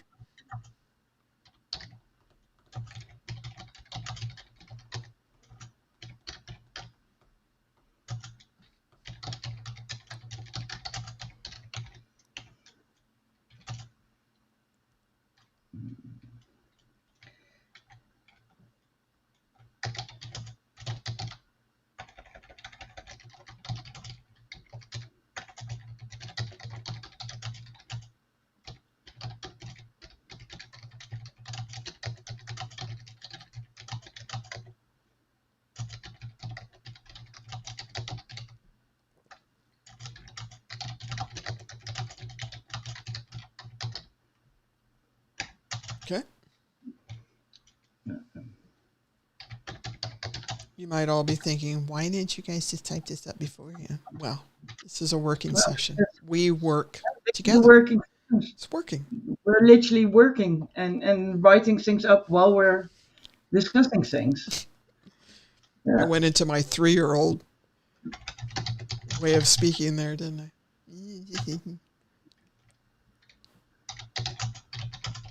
Yep.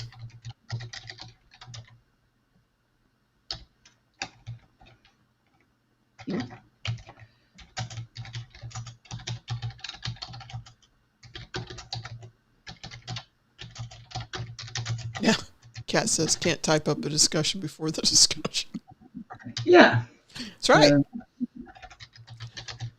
Yeah, and for this type of discussion. It's collaborative where we all come together and we're thinking about, so we're developing the discussion as we move. Unless you use WP Time Machine. Okay. Yeah. Yeah. So Israel needs to get going, huh? Like, say more, I have to go to a work meeting. Oh, boo. Well, hey, after this and you watch this, if you have questions, you know where to find us. Come on over into this particular topic probably goes in the core-PHP channel. Let's just continue discussing there as well. We can do that async. So, yeah. Absolutely. And Israel, thanks for being here and Thank you. giving us support in this discussion. Anything else which I'm forgetting, which... Let's see. Does it... Right. So input validation, we're asking these questions. Does it exist? Okay. Is it of the right type? The type that we've defined that we expect it to be?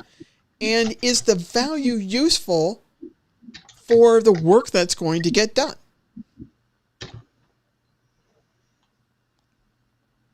Torsten says he's got to get going too. Need to leave too. Thanks for being here as well. Thank you. I'd say good to see you, but I guess good to type with you. We're still left. I know Kat is still here. Dennis, are you still here? Who else is still with us? Still shows we got 6 people or so with us, so... Whoever is still here, don't feel like we're not trying to pressure you into raising your hand and saying hi. So you all know it's okay to observe. It's interesting that you see 6 people. I only see 2. Still here. Oh, goody. Okay. Dennis. Are you back at work now, Dennis, or are you still on vacation? I think we're down to 2. Well, if there's only still Dennis and Kat, why don't we get them to join us in the chat? Of as in the stream. You two want to join? Kat, do you want to join? Dennis? You still got linked from last time? Back at work. Oh, good. I was curious. Really enjoyed all those photos you gave, by the way. Let me see. Let me load up. So another 20 minutes. Okay.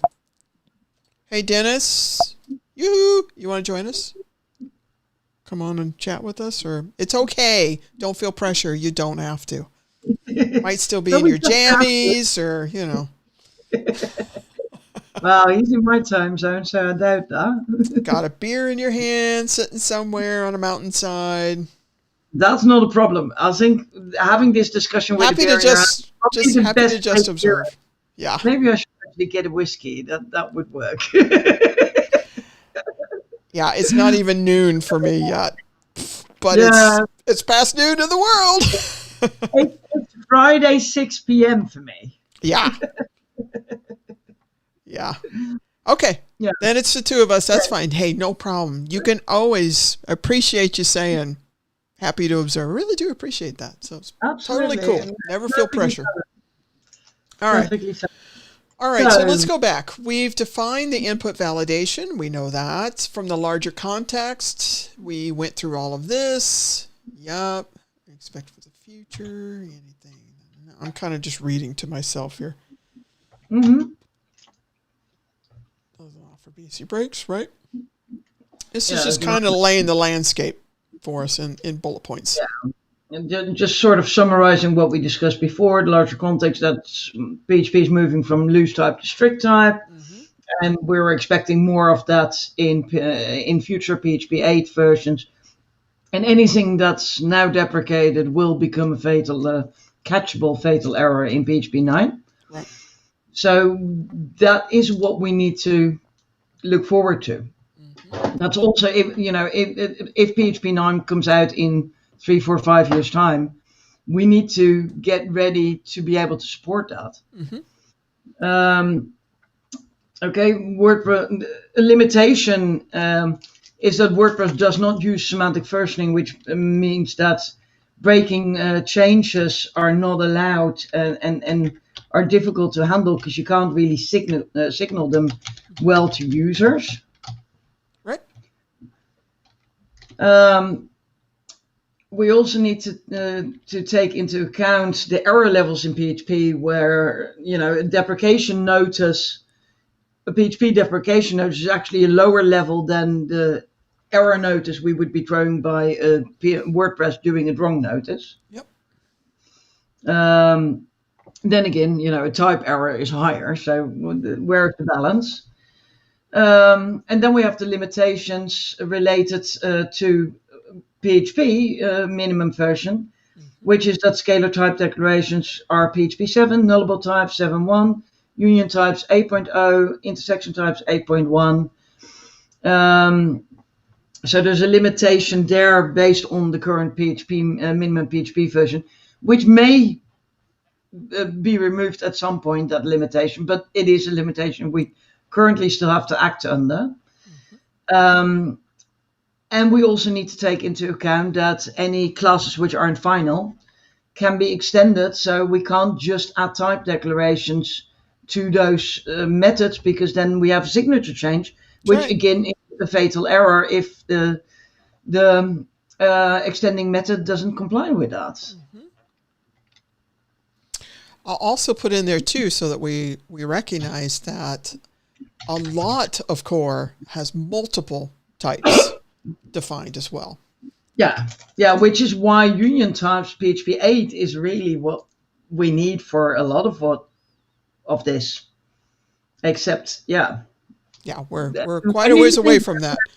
Yeah, PHP 8.0 as the minimum. Long way away from that one. Yeah. So, but these are things, again, we're talking future. So, but here's the thing I was talking about this with somebody else a couple of weeks ago, and I said, but that's what we know the future to be today. By the time we get to that future, we'll have a whole nother set of future things. And I guarantee along the way, the future will also, we'll have more stepping stones that we need to build. So the future is this thing we're striving for, but that goalpost sometimes moves along the way too. And it's expected. So. Absolutely. And I mean, we can't look into the future. I mean, we can expect PHP to become more strict, but hey, lo and behold, who knows? At some point, they might have a change of heart, and in 8.3 suddenly it becomes looser again. You never know. Ben's going, expect it to, but we can't look into the future. We don't have that WP time machine which Kat was referring to earlier. Right. But one of the things I like to do when we're talking about these things is to put on our bigger picture hat and think a little bit more about vision and where we want to go, so that the things we're doing today move us towards where we want to be going. Sometimes that thinking is lost. It's more, I have a problem, I just fix it. Well, does that step us towards where our future state is? So let's just also keep that in mind. I noticed I'm missing actually a problem definition. Yep. Yeah, the problem definition, which is largely lack of input validation throughout, through spelling, throughout most of core,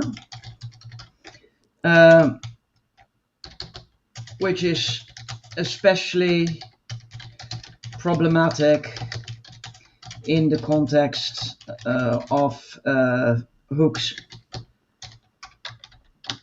of filter hooks, I should say, because action hooks is not that much an issue. Right. Which is especially problematic in the context of hooks callbacks. Yes. There you go. Now, one thing I do want us to keep in mind too, core evolves every day. There's new stuff introduced every day. Well, maybe not every day, but it's a continuous evolvement of core. There's new things being added. So I also want us to keep in mind too that as we start laying this out, what can the new stuff comply with? And we want to get that documented as well, so that anything we're introducing as new fits into this plan that we have, so it doesn't become legacy and part of the problem as well.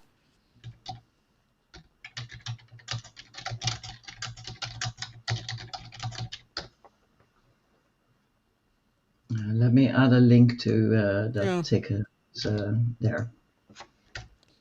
So like even for this ticket she's putting there can be applied to new stuff.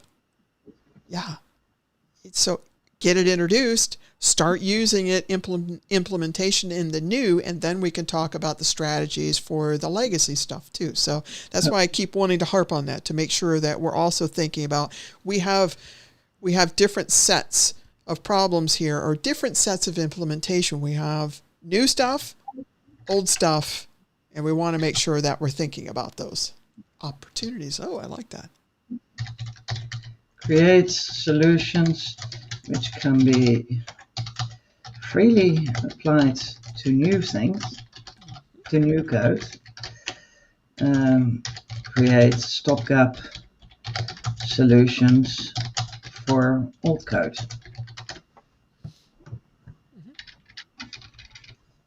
Okay. Something like that.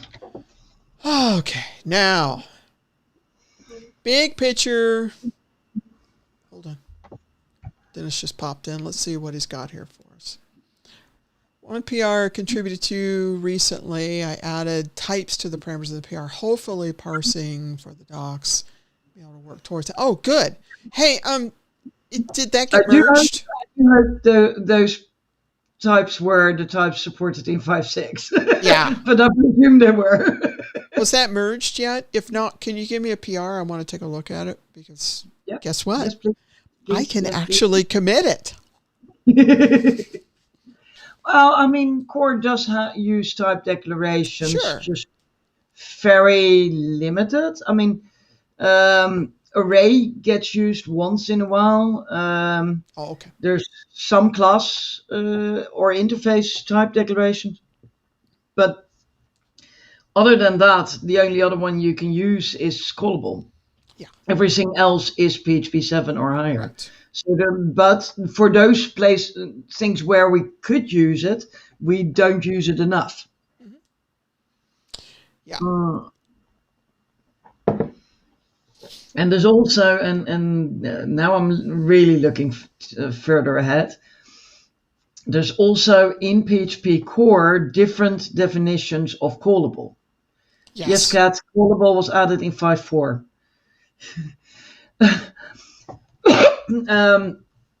The callable type declaration. Yes. I mean. Yeah, there's different definitions of callable in PHP, and there's actually an ongoing discussion at this point, which may or may not be turned into an RFC for PHP 8.2, to remove support for the partially supported ones. And that will be huge if that happens. That's going to be huge. Mm-hmm. Yeah. And obviously that would be a deprecation, most likely. Then again, it may not be. But yeah, just to give you some idea of what we're really talking about, I saw it out of the corner of my eye the other day. Here, I hadn't seen that one. Supported, well, yeah. So these type of callables, self method, parent method, static method, new class, and then methods. These type of callables they're supported in things like call user func. Yep. But if you do is callable, it will say false, for instance, I think. Oh no, hang on. No, okay. So they are is callable. They will say true. Call user func will work, and the callable type accepts them. But directly calling them like this is not supported. So calling them as a variable, as a callable variable, is not supported. And the talk is about deprecating these type of callables completely. Okay. mind that doesn't, if it's a static method, you can still use class name method. That's still supported. So you just can't use self, parent, or static. But if it's not a static method, that's a whole different discussion. Oh, yeah. You need to pass in an object instance. Okay. I just added that into the chat so y'all can see it.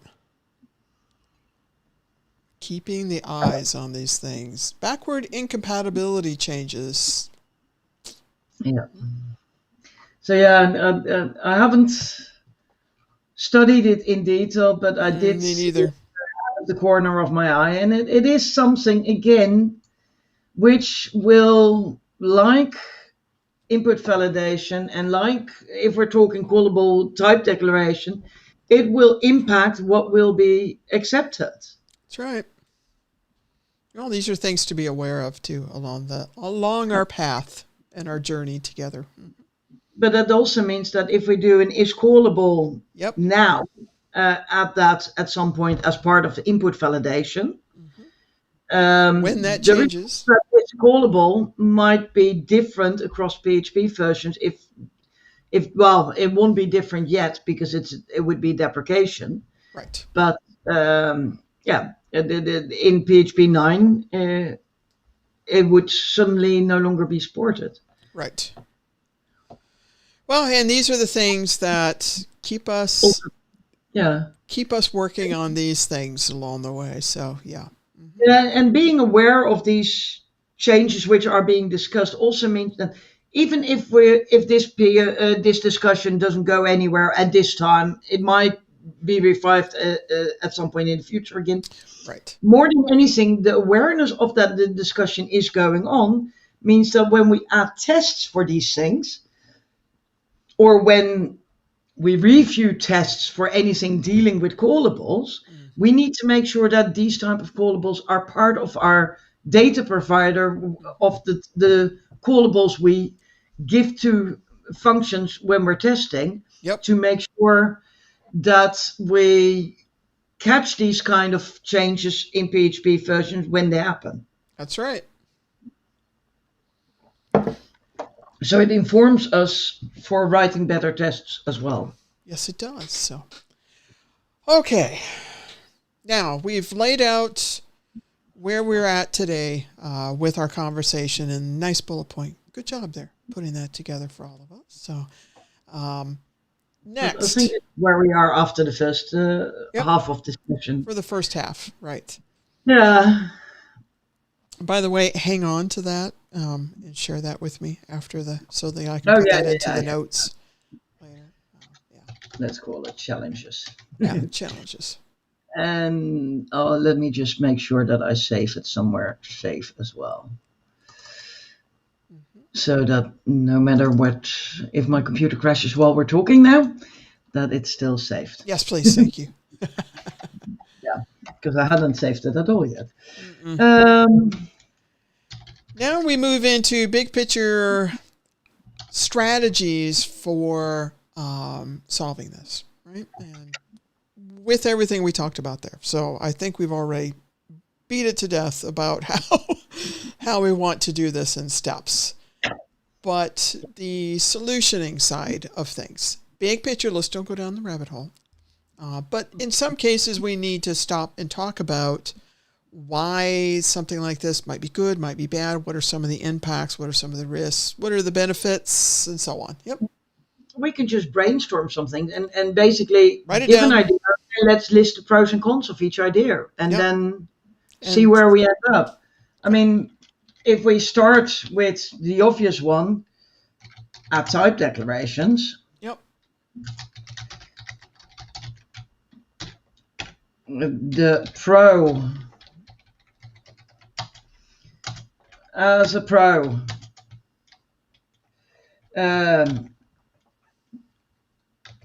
Makes code more documenting, removes need for in-function type validation. That's right, so that can have a performance boost. most types not currently available in minimum PHP version. Adding types in non-final classes in public protected methods in non-final classes. There you go. Is a signature change. So, and I'm probably still forgetting things, but this gives some scope for that. That's right. Yeah, and other con for the legacy stuff, again, that one could immediately cause a fatal error for folks who are doing it wrong. So we don't get a graceful way of handling it, per se. Well, let's put it also on the pro side. Would gracefully type juggle for scalar types. Yep. Scalar types, as long as strict types is not used. And we're not going to introduce strict types. Yeah. Con would throw fatal error for everything for non-compliant variables when non-scalar type is used. Right. But that is a catchable error. Tell folks what you mean by catchable. Okay. What are you thinking there? So.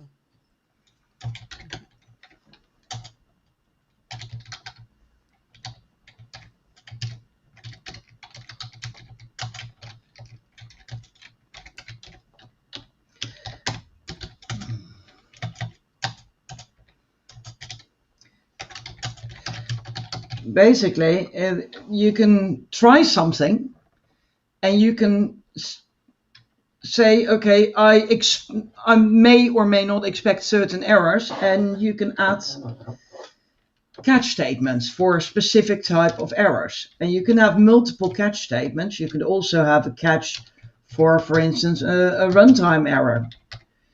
And if there is a type error, you might say, okay, I want to try again, but use typecasting. Or you may say, or skip this case with a runtime error. So depending on what error you get, you might have make different decisions. But then with a try catch, it's at the point where you're calling the function, where you're basically doing it wrong, where you have the responsibility to handle it and the opportunity to handle it. Are you envisioning that like in plugin codes, or are you envisioning that in core itself where things are being called? How are you envisioning that? That depends on the wider solutions we're looking at. But I do think using catchable exceptions empowers the developer a lot more than hiding everything away. When you throw a catchable exception, you can either, the developer has a choice. They can either fix the way they're calling the function, or they can try the function call and then catch the exception, and depending on what exception is thrown, handle it and give a different behavior. But you empower them to make that choice. Is there a performance consideration for adding try catches throughout your code? Well, I wouldn't. I mean, okay. I wouldn't wrap the whole of WordPress in a try catch. No, I'm very tempted to.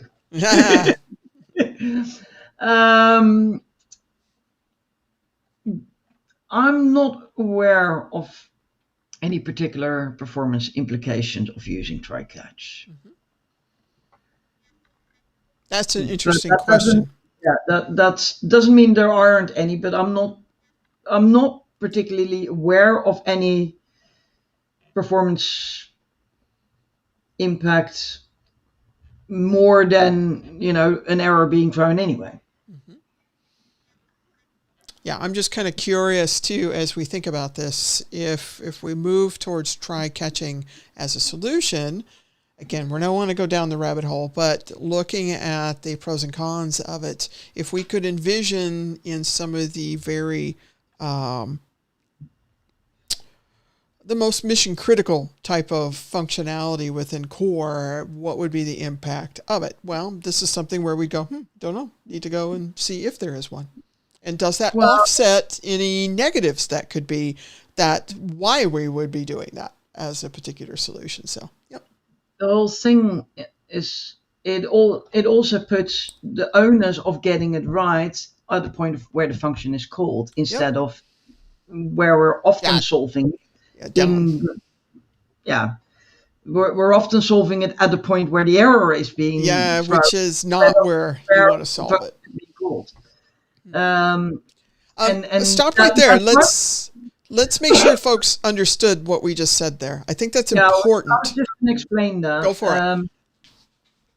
The thing is, normally, if I call a function, say, string position, and I pass it an array as the first parameter while it expects a string, PHP will throw me a type error. I'm doing it wrong. Yeah.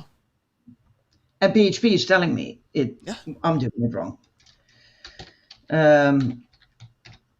However, what WordPress often does is, we're going to use string position in a function. So we're going to make sure that, is this a string? And if so, we're going to do that. And otherwise, we're just going to hide the error from you. On the one hand, you're hiding issues from developers, which they should actually see. On the other hand, the problem is caused by the call, not by the function receiving the incorrect variable. Correct. So it should be fixed in the call, which is doing it wrong, and not in the point where we're receiving the variable. Right. So let me add to that for those who are, the folks that are probably here probably know this, but those who are listening later may not know this, that we can say that makes perfect sense. But then we have to think about the magnitude of plugins that folks use in their sites where they're either not maintained or they don't know about this or they're not aware of how to do this. So it then impacts users, which is why the guards go into the core side of things. Because users use a stack of things. WordPress is extendable. Yeah. Correct. Because of the extendability and because of the sheer amount of the sheer scale, the magnitude of the amount of plugins and themes and other extensions of WordPress being out there, quite often we need to put safeguards into WordPress core itself instead. Of course, it should be fixed in the calling method. So what's often done is doing it like this, where if it's wrong, we're doing it wrong. Right. So we're still letting developers know, but we're preventing the fatal error from getting to an end user and giving getting their sites taken down because of a white screen of death. So we're preventing the fatal error trickling down to the end user. But realistically, it should be fixed. It should be. In the Folmer. And that's also why adding those doing it wrongs is so important. Yes. At the same time, those doing it wrongs are basically overhead. We're creating overhead and performance impact on WordPress core because of that. we can't fix all the plugins. Correct. And again, it's because it's extensible. So core needs a way to operate in an extensible environment. While one using the do it wrong alerts the developer or the user to go and tell the developer if they have their error logging and they're checking it. But it also protects core and it protects the users as well. So it's that there goes into that defensive, we're protecting at that point. Yeah. But also not hiding. That's one of the beauty things I do like about the doing it wrong, though we could probably do some different things there with doing it wrong as we think about that air level, right? Yeah. In quite a few cases, if it's for now still only a deprecation, quite often we should just let it be a deprecation instead of raising it to a doing it wrong. Yeah. Because we're raising the error level while we shouldn't need to. Yeah, or if we get back to the doing it wrong, if there's a way to alert of what the error would have been. For example, if this is now going to be a fatal error and we're capturing it with a doing it wrong, we've changed that error level. Is there a way then of alerting whoever is looking at that log that this would have been this error level? And give them a little bit more context. It's just another thing I had been thinking about versus just kind of a generic message of you're doing it wrong. Yeah, so let's add an extra section called, what shall we call it?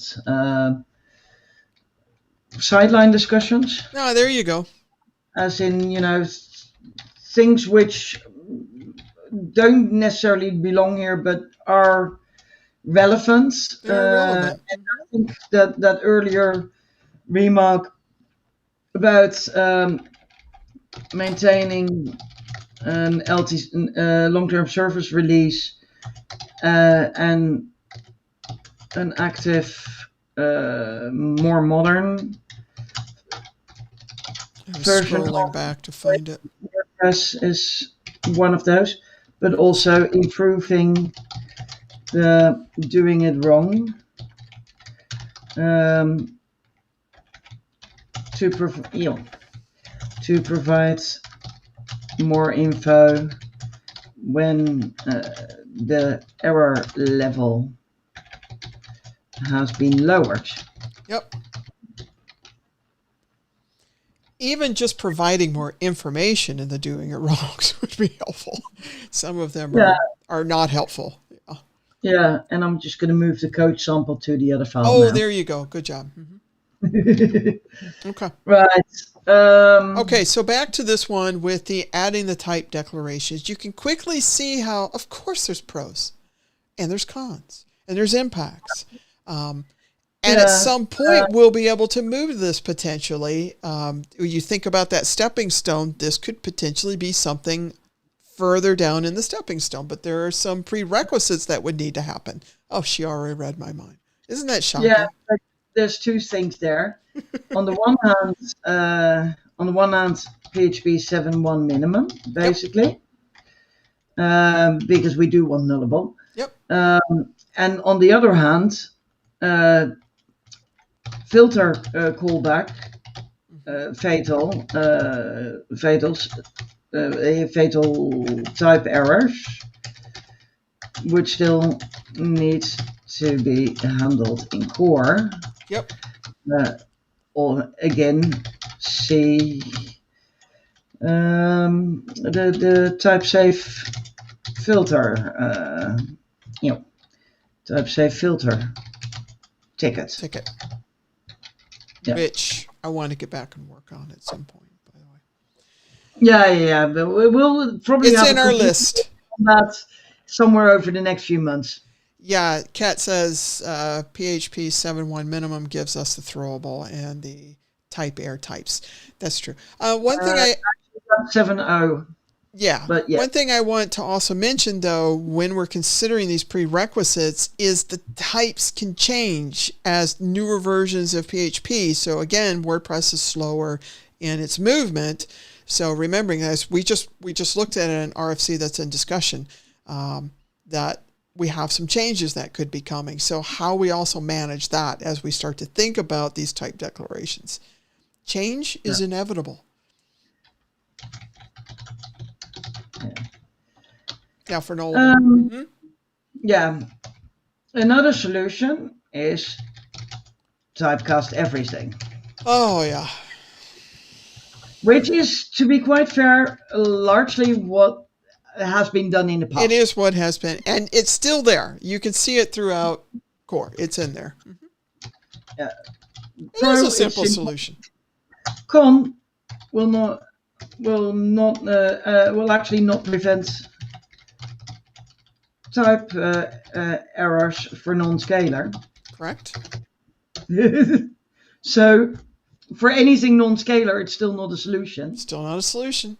It's a partial solution. Might actually change behavior. Yes. Because a typecast, it doesn't necessarily work the same way as a type juggle. Correct. So sometimes there's a difference. So give everybody an example of what you're talking about. So yeah, I mean, of course, you and I are going, well, yeah, but let's make sure everybody's on the same page. I'm trying to think of a good example now. So let's see.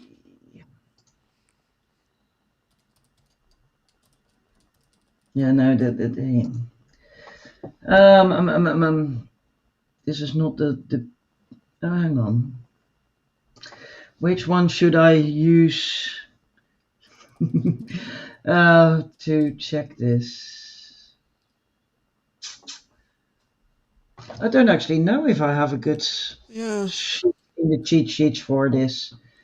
For those people who don't know, this is the PHP cheat sheets website, which gives lots of information on how PHP handles different variables.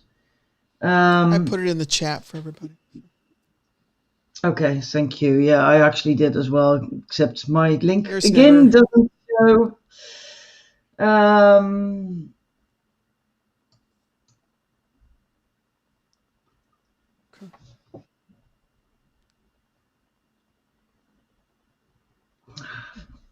Darn, I honestly can't think of a good example at the moment. Yeah. And it's like with true or false, and when you then cast it to certain things or juggle it, it might have slightly different behavior. And then will that behavior change across different versions of PHP 2 is another thing. Yeah, and there are definitely changes, like for instance, if a string starts with a number. So let's take array is array. Yep. 1, 2, 3. 1, 2, 3. My street.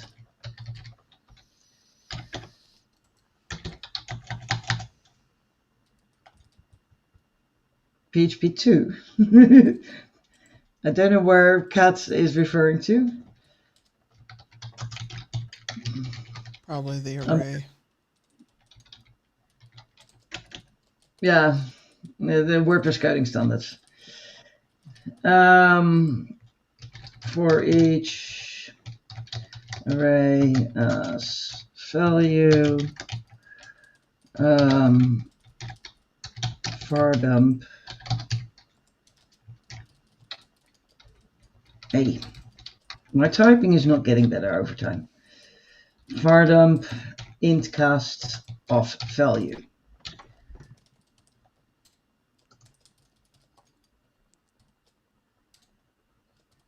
That wasn't a good example, darn. Because these are still behaving the same. I saw the leading spaces here might throw things off, but clearly it doesn't. Yeah, I went all the way back to on older versions. No Yeah, no, it's. I know there's two RFCs about handling of numeric strings in PHP 8, and I Yeah. can't remember the details at this moment. But yeah, there are some situations like that where Oh, here, things do a go. float Do a float. Um, in the string. oh, in the string. Okay.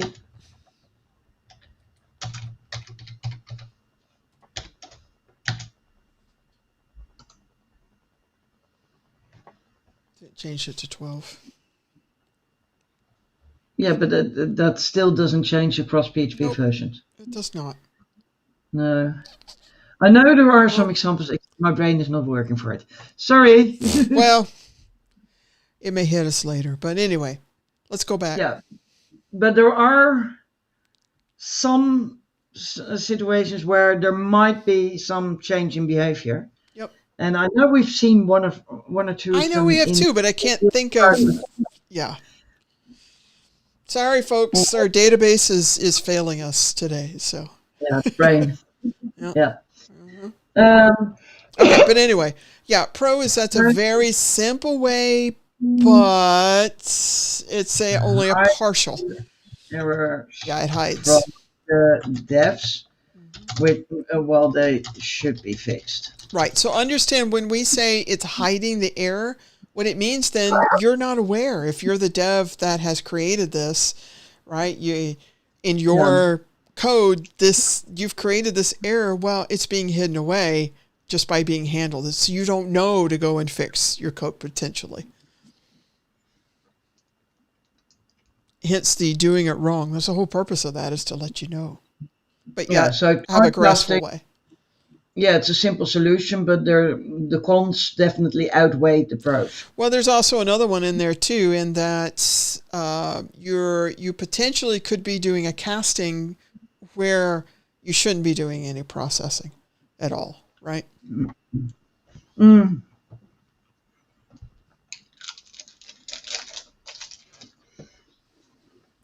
All right, so there's a performance side to it as well. Now, one could argue that there could be an offset of adding in input validation that also causes a little bit of performance hit. But in some of these cases, if you go back to some of our previous working sessions, you'll see where we skipped a lot of expensive type of processing that wasn't necessary to do because we didn't have the right value or the right type there.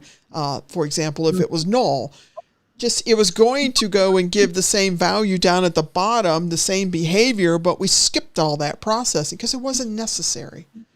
Yeah, so if I describe that as well, hide opportunities for performance optimization. Absolutely. There you go. Yeah.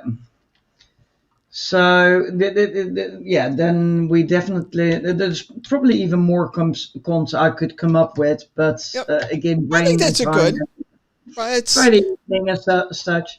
If y'all think of some, add it to the list here. Okay. Yeah, I'm actually not a big fan of typecasting everything to get it into where you want it to be without a very specific reason for wanting to do that. And you've thought about these things.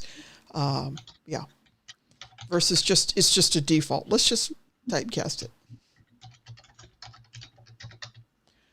All right. Add in function input validation. Yeah, there's performance overhead. You betcha. It will allow for doing it wrong. Yep. It's a graceful. We can gracefully handle what we want to happen.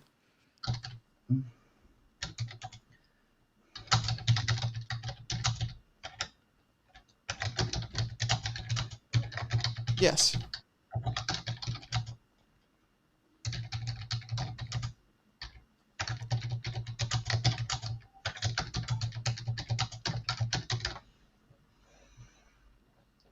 So we can.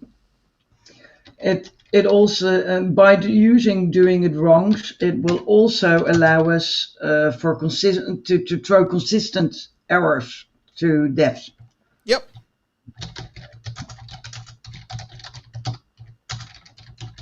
Go higher level.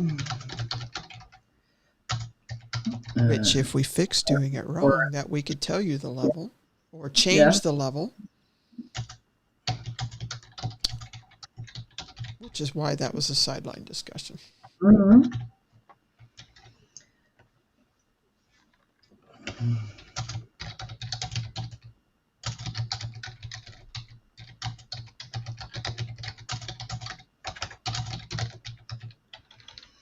It puts necessary safeguards in place.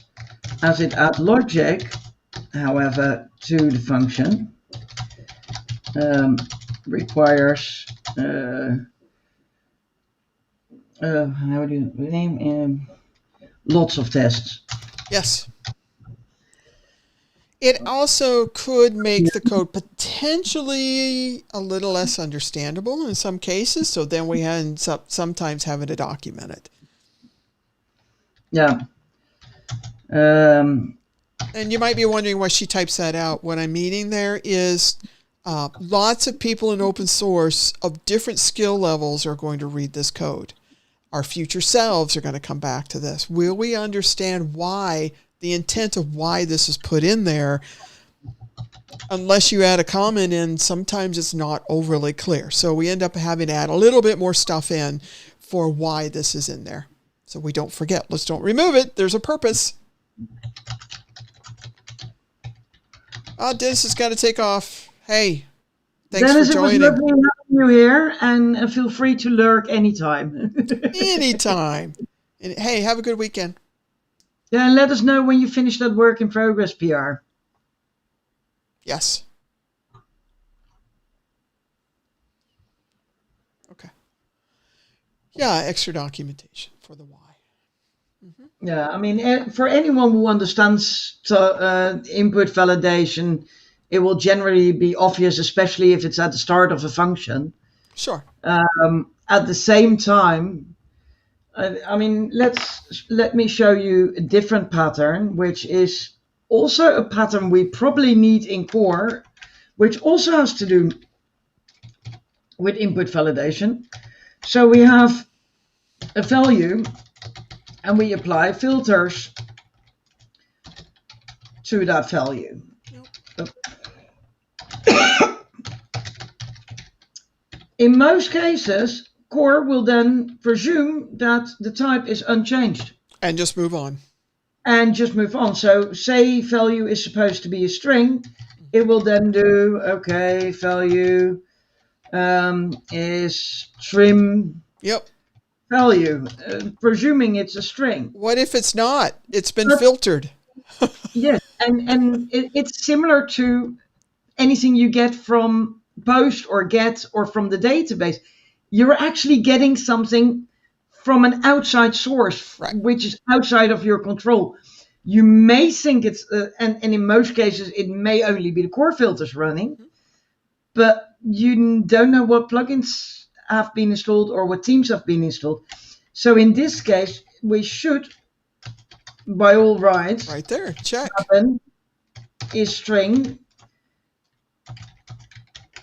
And if it's not a string, yeah, do something to figure out what to do. Yeah, do something else. Every case is going to be different in that case, so we can't necessarily have a standard pattern. The pattern here is validate, you got back what you expected to get back, and then figure out what the next step should be if it's not. Yeah. In this case, and this is obviously we're saying, okay, we're giving it a string, we're expecting a string back, it's one type. Mm-hmm. This would be so much simpler if we could say, okay, we're expecting string, pass a string, and we're expecting a string. Right. And that's what the type say filters is about. Yes.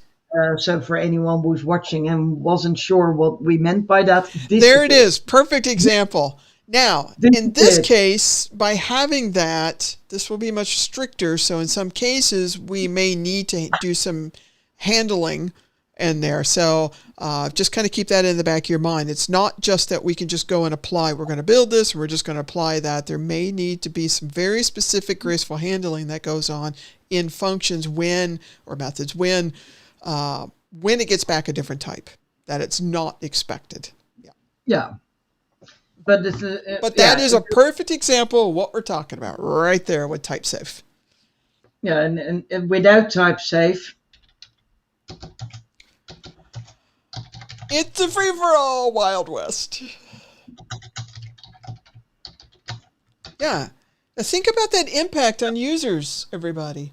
And we talk all the time about, well, plugins should fix their code. Well, what if we're not telling which plugin caused the problem? We're not letting developers know. Whoop, whoop. Now, we can say, we'll go add tests for it. But the bulk of the community doesn't have tests, right? The bulk of core doesn't have tests. So, Very true. This is the environment we work in. Yeah. Yeah, and we're trying to improve that. But considering, with a project which has grown, what is it, over 18 years by now? Yep. I mean, generally for 10 lines of code, you need 100 lines of tests. So for 18 years of code, which has grown organically, we probably need 180 years to actually add the tests which we needed. Right. This is the kind of scale we're looking at. So, folks, did you kind of get the point that she's making there? We have very low test coverage right now. WordPress is constantly growing and changing. The idea that we're going to go from this little bit for all of this code that's been created over all these years to 100% code coverage, that's not a realistic expectation without an army of people that are going to come in and work on testing. Well, how about all the other things? So that's kind of why it was important to set that up as well. Yeah. And people often underestimate how many tests you need. Yeah.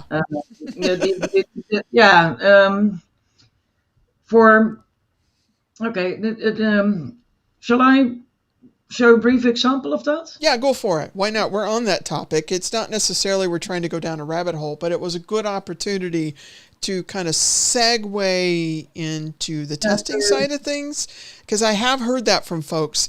Are you two trying to get to 100% code coverage? And my answer is I would love that, but it's not realistic. We're just trying to go for the most mission critical type of things to make sure that we have good coverage, and anything we touch also has coverage. Because guess what? Over time, everything you touch, if you put test coverage in for it, over time, everything starts getting documented and tested little by little by little. Incremental. We love that word. That incremental approach. We love that word in software, don't we? I'm opening two different... Okay, so what I've opened up now, first of all, it's the requests library. Requests is an external project which is used by WordPress and has been adopted into the WordPress organization. And together with Ellen, I'm trying to improve it. And you can see a number of PRs now recently have been opened, which are all to do with testing. Yep. Either adding tests or improving tests. And let's see what's a good one.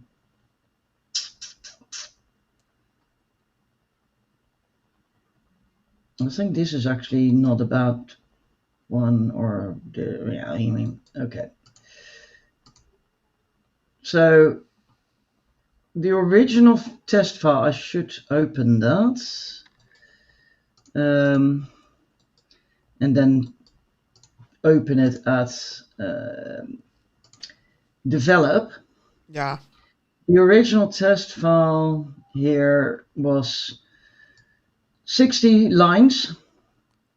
And it contained 4 tests. You put on there. Test everything. That's funny. Yeah. Okay, so the original test file here was 60 lines of code with 4 tests. I've refactored those tests and added a lot of more tests to it. So the file is at this point, and it's a very small class. Okay. At this point, it now is 187 lines, so that's 3 times as much test code. But I've added data providers here and there, which means that text gets reused. So in reality, you can say that it's even more than this. Now, this was the headers class. If I look here at headers, originally it wasn't actually bad, but if you look at paths and it shows 8 paths through the code, out of where, 10 paths through the code, out of which 8 were covered, and 15 branches, out of which 14 were covered. Yep. If I look at the improved version, I didn't manage to raise it to 100% path coverage, but I did get the branch coverage to 15, Significantly. and I did add more path coverage. So this class is now completely green. And what we call path coverage, and by the way, it was a lot of work that she did on there. Oh, and I'm not finished. A lot of work. Yes. I'm nowhere near finished. But yeah, basically this method is called under the hood by other methods in this class. It should by all means be a private method, and it should only ever basically get an array. And the fact that it says string here, God knows, I don't know why that would ever even be there. Because if that was a realistic possibility, I would have added a test for it. I'm going to flatten a string.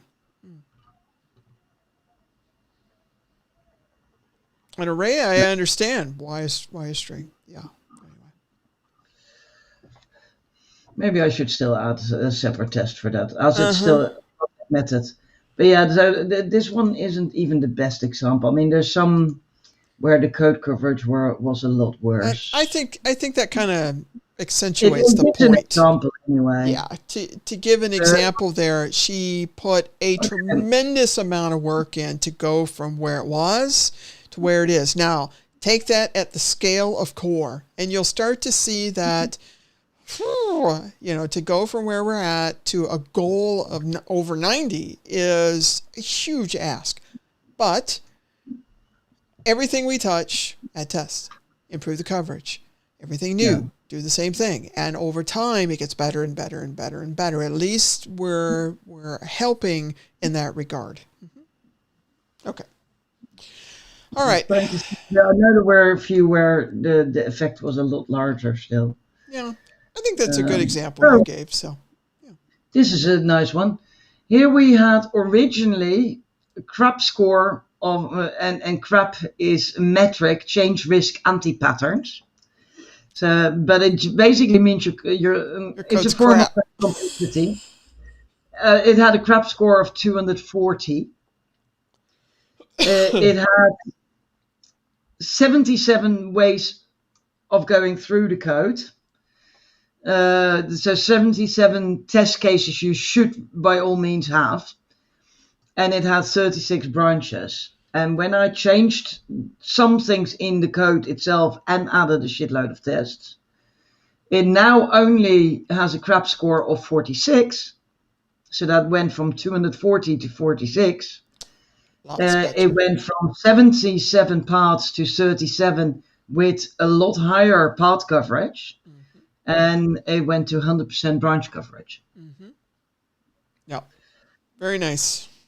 Great examples there. If you want to go and see some tests, go over there and take a look. That's one place. She has a lot of others, but that's one place. Yeah, you can have a look at PHP Mailer as well, which is also a WordPress dependency, external project. And I've done quite a lot of work there as well. Yes. Again, dealing with this domino effect of our tool chain all the way through everything that we're dependent upon. She's had to go backwards and touch a lot of things and add a lot of tests too. So, but anyway, the whole thing is if WordPress wants to be compatible with 8.1, we need to make sure that our dependencies are as well. And those we can influence because they're all open source. So if we contribute to our dependencies, then we also effectively contribute to core. And core is this huge chunk of work which still needs to be done where you barely know where to start. Right. But with dependencies, that's often a lot smaller Right. and more contained. So it's easier to have a lot more effect. Yeah, let's stop right there for a moment, and I just want to talk about that. Just real quick, this is a segue. Welcome to the PSA part of the session today. PSA for non-English natives. Yeah, public service announcement. Okay. Okay, so WordPress is not an island. We have a very extensive set of prerequisites. We have of dependencies in our chain. And so if you're looking at what we're talking about and you're going, wow, core, fix some of your problems, and maybe it's not for you, you're not thinking that you want to contribute to core specifically, there are plenty of opportunities in the entire chain of dependencies that core uses where if you go and contribute to that, you are contributing to core as well. So absolutely, we invite you, please get involved and go contribute to something in open source, because the whole community that depends upon each thing that you're touching is better for it. Okay. Absolutely. Stepping off my soapbox now. No project is an island. And that also goes for PHP core. Absolutely. If you see things happening in PHP core where you see a risk in WordPress, speak up. Yes. Not everyone uses WordPress, and the developers who develop PHP are not. They're not here in WordPress. They're not PHP developers, they're C developers. Which is a different language, and they very often also maintain PHP projects, but they often, because they're PHP core developers, they'll have a minimum version of 7.4. Yeah. They don't even remember what PHP 5 code looked like, and they don't want to know anymore. So to gauge the impact on projects which do still support PHP 5 suddenly becomes a lot harder then, unless people from that community step up and talk. So you can represent WordPress's interest by showing up when you see something like this, even if it's just making a comment to make folks aware. Right? So having WordPress folks representative everywhere is helpful to WordPress. And it doesn't necessarily mean that things will change. It doesn't. But at least, but if nobody speaks up, it definitely won't change. Right. So the read-only is a perfect example. If you all don't know about that, read-only is a perfect example that somebody sitting next to me remotely here spoke up on behalf of all of us, and change did happen. So yeah, we should all go, thank you, Juliette. Thank you, Juliette. Stop it, because you're making me blush. Oh, I'm the same way. Someone gives me feedback and it's like, oh, stop. Let's move on. Yeah. Okay. So let's move on. Let's move on. Let's get back. So we looked at type declarations. We looked at typecasting. We looked at in-function input validation. Yes. I think we can probably add some more things to in-function input validation. Or is this complete now? And also, if there's any prereqs in any of these as well, is always good to put in, just so that we're aware. Yes, there are. No, there's not. But let's go back. We'll take a look at typecast everything. Also, Colin, Kat, anybody else watching, is there anything that we're missing? Just let us know, too. So be a part of the discussion. Appreciate it. Let's see. Simple solution is a simple solution when it's a scalar. Yeah. Okay. Well, it's a simple solution no matter what, except it's generally not the right one. Yeah, exactly. I think that one covers everything that I can think of. I mean, the big picture things, I think that covers it well. Yeah. And that one doesn't have a prerequisite either. Actually, there's one more. What?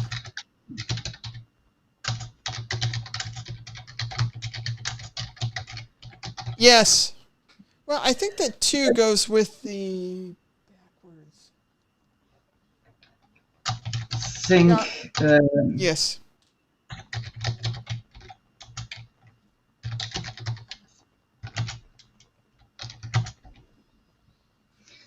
casting false to an array Yes. does not yield an empty array, but yeah, array.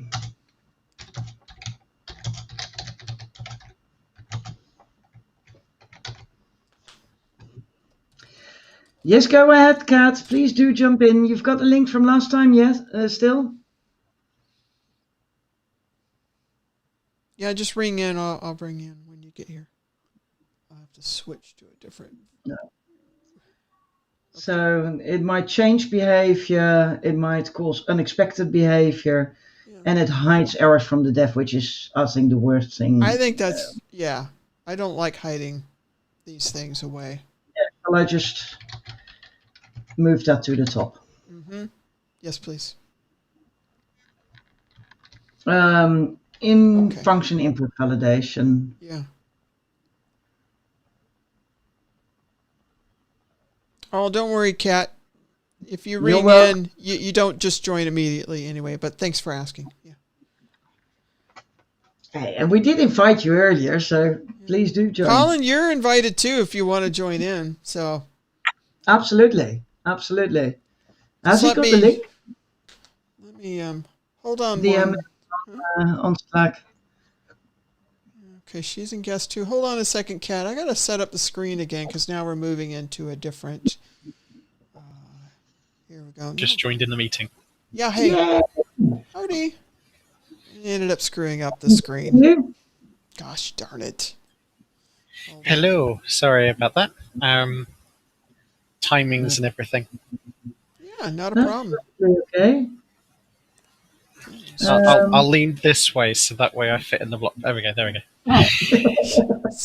You know, that's been driving me nuts all day because when it's just two up, her and I side by side, we get cut off and it's really tough to go, wait a minute, you know. Yeah, we were discussing the other day whether we should have a whiteboard to write things down on. And with the screens being squashed, that would never work. Right. So, but with it like this, I can write and go, hey, look at that.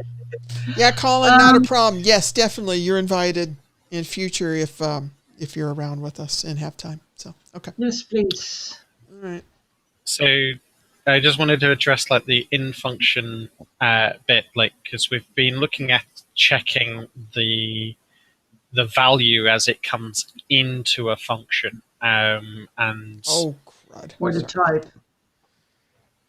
That's kind of sort of fine as well, but it's like there's the other bit of like when, like, say for example the filters and the chain, etc., they make that call to whatever's passed to the filter, and to say, hey, go call it and then get a value back, like before then passing that value on to the next thing in the chain. And it's like, so those kind of things, we have to validate the value that's returned from that call, not just the what's coming into the function. Yeah, I think she's got that down there. That is actually the whole point of the type safe filter ticket. And that would only solve it in the the callable apply filters part.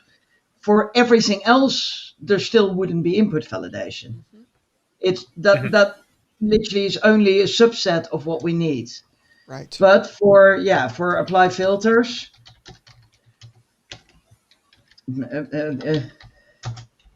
have type safe variants. Which check while return type as well. Return as you well for type. As you were saying, like having the check and the input is fine, but we can only apply that code to core. And if it's going off to a function, like they're not going to have to check that type input for it.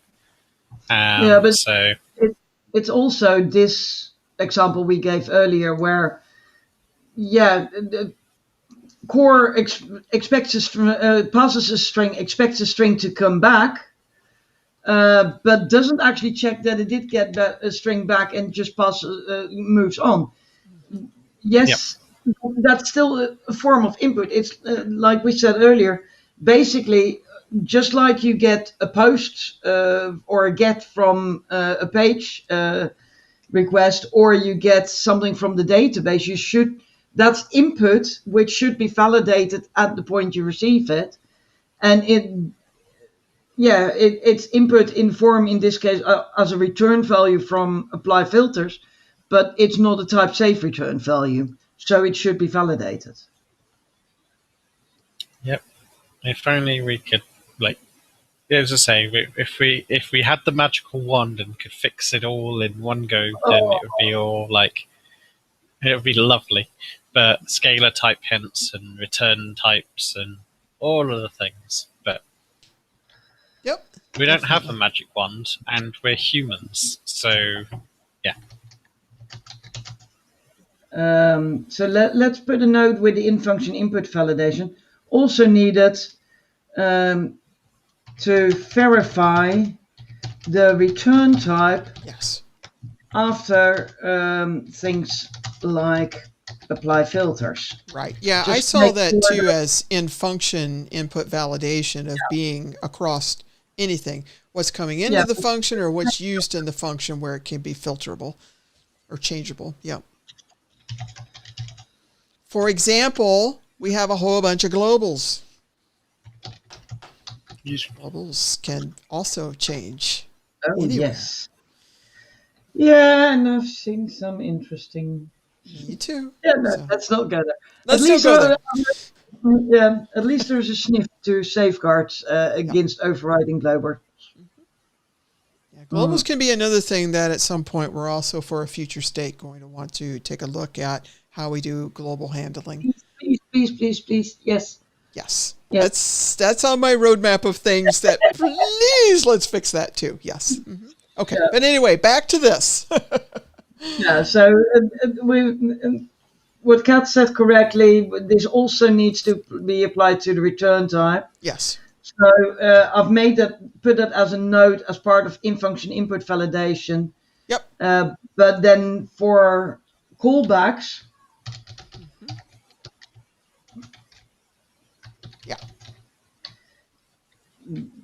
there is the con there. This is only a very partial solution. Yes. Only for apply filters. And only for, initially, at least in the proposal, single type filters.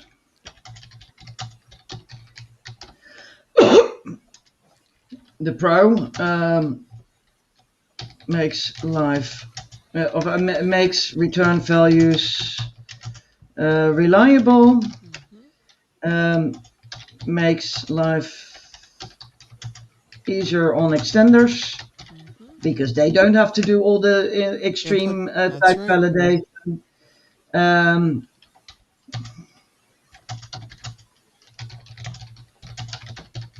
Yeah, they don't have to check what's coming into them. Plus, they can add type declarations if they base their plugin minimum version already, even when core doesn't. Correct. Mm-hmm. So there's benefits across the board there. The cons, well, yeah, it's a partial solution as currently proposed. The other side of it too is it's not that we can just go apply this across the board everywhere across core, because there may be breaking changes where it's right now it works fine. We got all these plugins, if you think about a user out there, but then I upgraded to this and everything broke.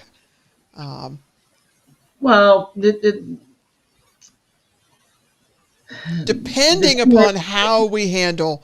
And that will be the thing, is how do you handle it when it's not? Is it a graceful handling like we talked up above? Can you pass in handling? And so on. That's details. but then we'd be discussing that proposal in more detail. Basically, what is said there is Yeah. the return type after each callback is verified. If it doesn't comply and can't be juggled to the right type, so an int and a float would be fine, for instance. If an int is expected and the float would be compatible with an int, that's fine. If a float is expected and an int is returned, again, that's fine. So Right. there's quite a lot of matching. things to take into account there. Yep. At the same time, if it really doesn't match, the proposal is to then throw it doing it wrong, naming the plugin which returns the wrong value. So naming the function and doing a That would backtrace which be called the wrong, which returned the wrong function. Then ignoring that value and just passing the value they received originally to the next callback. Yep. So yes, it will break some plugins, but it breaks the plugins which are already doing it wrong and tells them where they're doing where it wrong. it's at, which has a major benefit to it. Yep. That makes that those things can be fixed instead of hidden. Yeah, the only thing I'm thinking of is when it's downstream, there may be something that we can't predict to where it's handling that and has a different behavior coming back. But again, that's too many implementation details. We'll go back into that when we get to this thing. So yeah, but the thing there is because every site might have a different stack of filters registered. That's something we can't pinpoint anyway. That's we can't. No, I'm just thinking. Anyway. Yeah, I'm just thinking of the user where all of a sudden something broke unexpectedly that maybe was handled before because of their stack and their stack up of different things. But yeah, yes, the pinpoints where is important. Yeah, we would get to pinpoint it because if we're checking the value that's coming back from whatever gets called, because we then have the reference to what's being called, where it's being called, etc.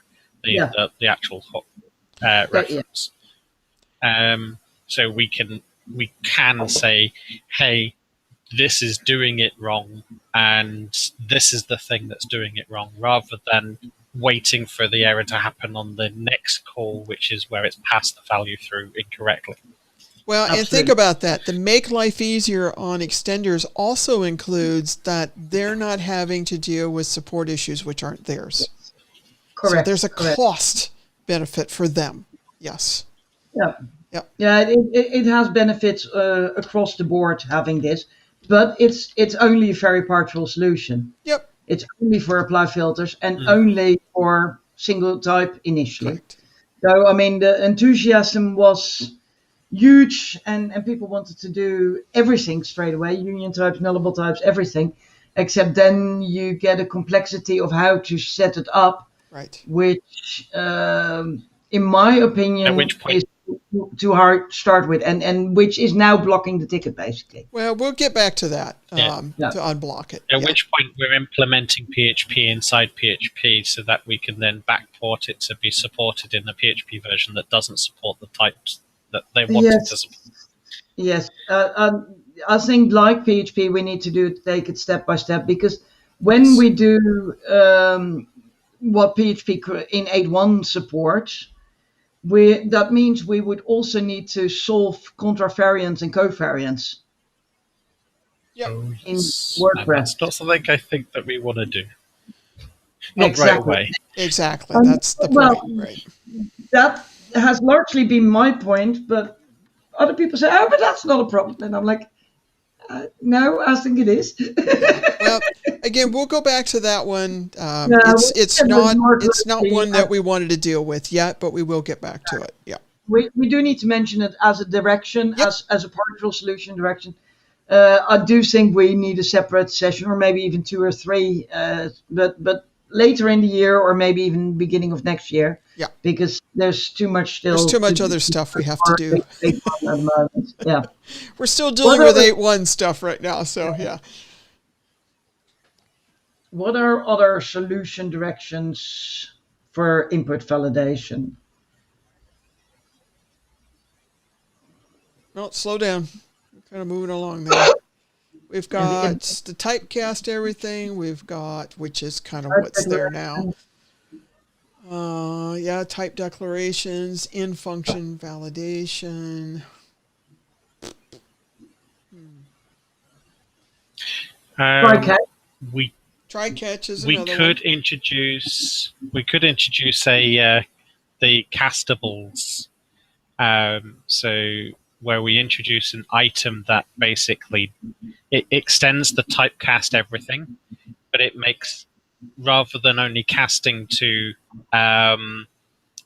like the scalars and other bits and pieces that we have control over, it then gives the ability to extend that to say, hey, this is a castable thing, and I want to cast this as this castable, which would be a string name. And we say this string one, launch the castable, pass the value through, and then get the value back. But that can only be done on objects, basically, which have a method which would then interpret that cast. We would make a castable object, so that way we would say this is our castable to method, and it will have that kind of translation bit to return whatever. Yeah, and then from there it means that other people can extend that. But aren't we then basically copying typecasting from PHP? Not exactly, because if you're if for example you can cast to a you can say create a date castable, which basically only casts it a thing. You can call it date string, and it will take a date in our format and cast it through it. It whatever rules the person wants to use can create that and extend that.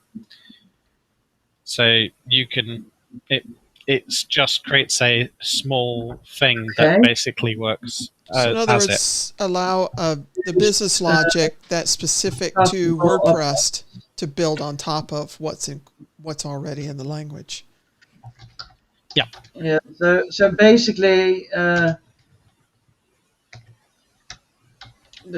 need to explain this at the start, I think. Yes, please. As a form of input validation, pass the input to a new object of a particular castable type. Yeah, the castable type, we would say have a function called getCastable, which would then do the pick it off the collection or whatever and find it based on a key or however that would get set up. Sure. That way we can have all of the basics. Like, for example, we could have it like the scalar underscore string as a particular castable in WordPress core, and then that would always cast the incoming value as a string, and then we would have the ability to throw errors and other stuff from that and saying, hey, this didn't meet the requirement to be able to do so, or add our own logic on top of it. And so if have we our want handling to, inside of that then too, for the graceful handling when it's not castable. Is that kind of what you're thinking, to pull that into that library?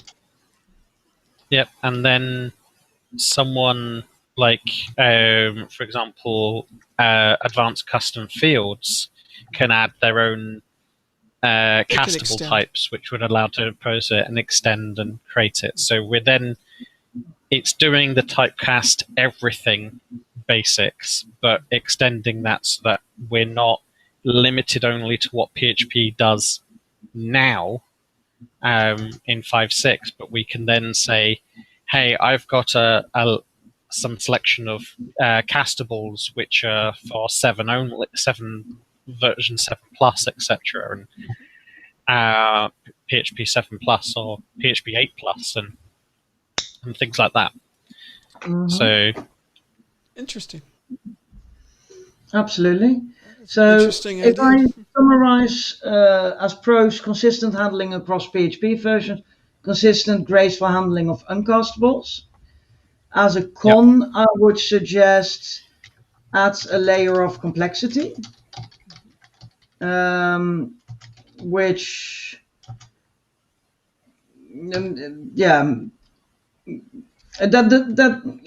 it's not necessarily a con, but it's also not. Well, it does. Adds a layer of complexity as a con. It is a con Yes, it to is a it con. because it's not as straightforward. Yeah. As like I've just spent the last X amount of minutes trying to explain it to other people who understand the problem space. If you didn't immediately get it, that's then a layer of complexity. Yeah. So it also has the same cons as typecast everything. Yeah, so it would also need sufficient developer education, documentation, to prevent it from being unused. Correct. Or improperly used. Similar. Other than that, similar cons to typecast everything. Yeah. In some cases, typecasting might be appropriate, that you can have a very consistent, cross-compatible way of being able to typecast.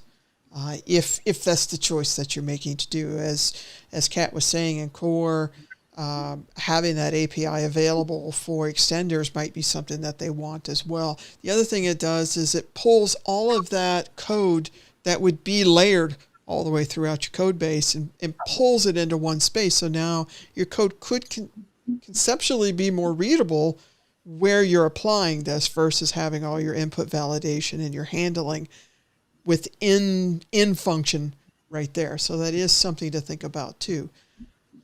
Not necessarily just in the scope of typecasting, but also as we're starting to think about input validation. Could input validation also be in some cases abstracted into an API to get some of that? In some ways, I mean, for some things, using a form of value objects might be a better way to pass things along anyway. Yeah. But that would, again, for existing things, be a breaking change. Yeah. Because then we're often changing something from a string to an object,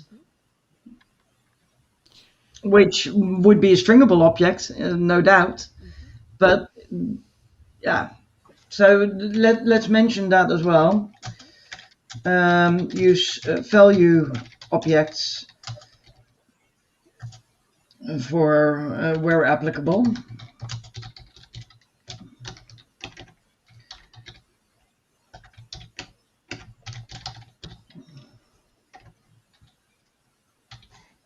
What shall we say for the pros and the cons?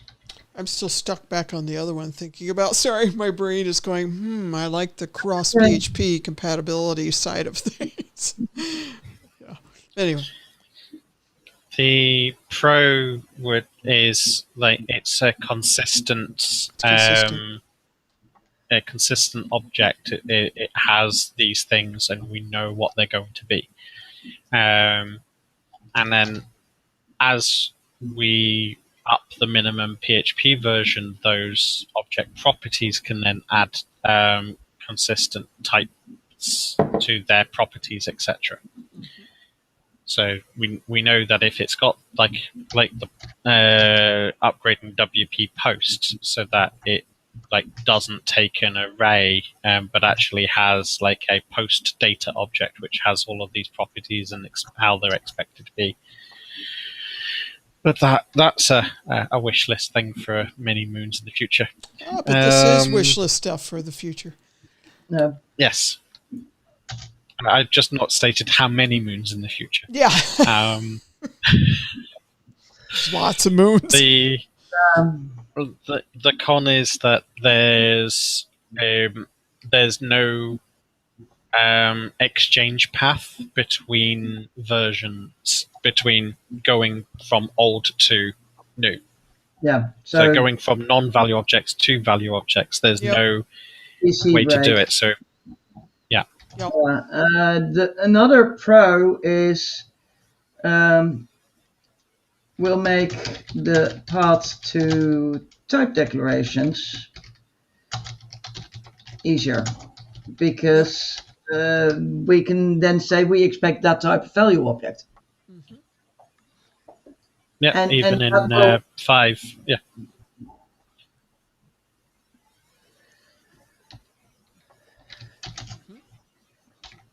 Let me add that support. Included. Object type declarations are supported in PHP 5 after all. Yeah. Really, really, really crazy, silly sort of idea. But what if we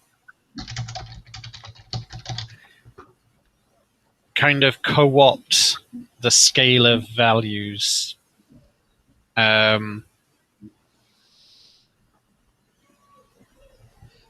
for kind of for type declarations, and then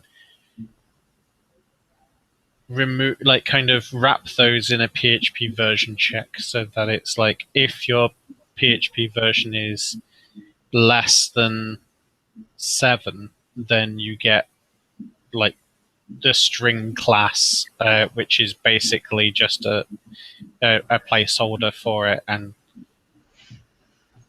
no, that wouldn't work either. Never mind. It was nice idea, but it wouldn't implement, because you would then have to like pass the actual string object as a string object and not a string value, because you can't type coerce it to an object. Right. Correct. And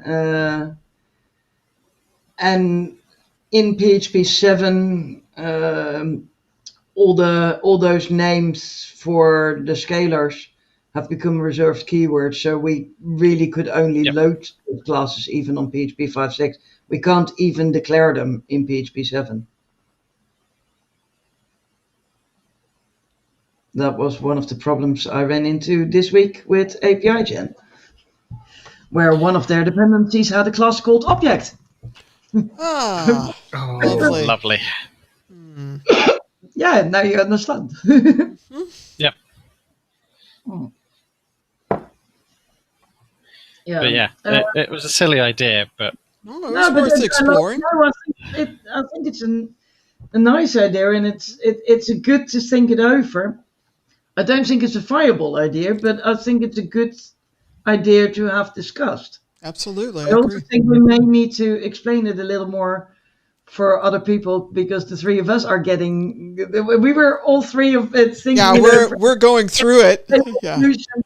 At the same time, sort of like, okay, no. But maybe we need to explain this a little more, why it's not a viable idea for people watching or listening. So from my side, the idea being it was that because until PHP 7, you can't lock the thing, because I'm trying to not use the term type hint, because type hint is like saying, hey, this should be this. This is what you have in doc blocks. It's a type hint. So I try to call them type lock, because it locks it to that type. If you're not doing it, you're not going to get it.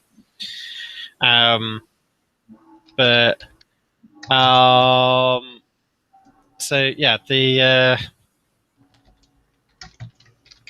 since we can't have scalars until a later PHP version, the idea was to have classes that had those names, which then means you can use those names to type hints, type lock against. But we then come to the problem that the variable value, say it is a string, you can't automatically convert a string value to a string object without PHP supporting under the hood to do the thing. And by the time you have that, you're already at PHP 7, etc., and might as well use the actual scalars. That makes sense? Yeah. I'm writing it I up think as that was a good explanation. not viable idea anyway, putting it into the document anyway to document Yes. that we discussed that. Agreed.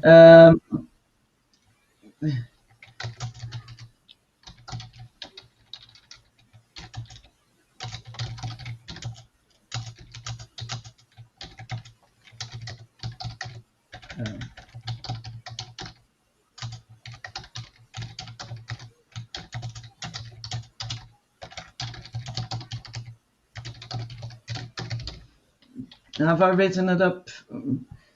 Well, let's add the pro.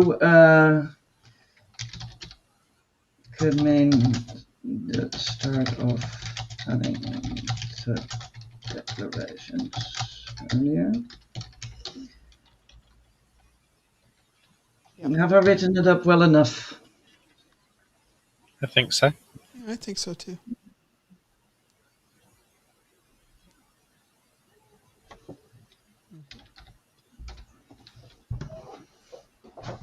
Okay. Then the wrap everything within a function within a try catch. That was Of the course, other we're one. not going to do that, but we still need to mention You it. got to put it on the list. It's a brainstorming session. Did you see what Yeah, Colin put up there? Here, let me Mhm. pull this down. Remember, brainstorming 101, no silly ideas. That is correct.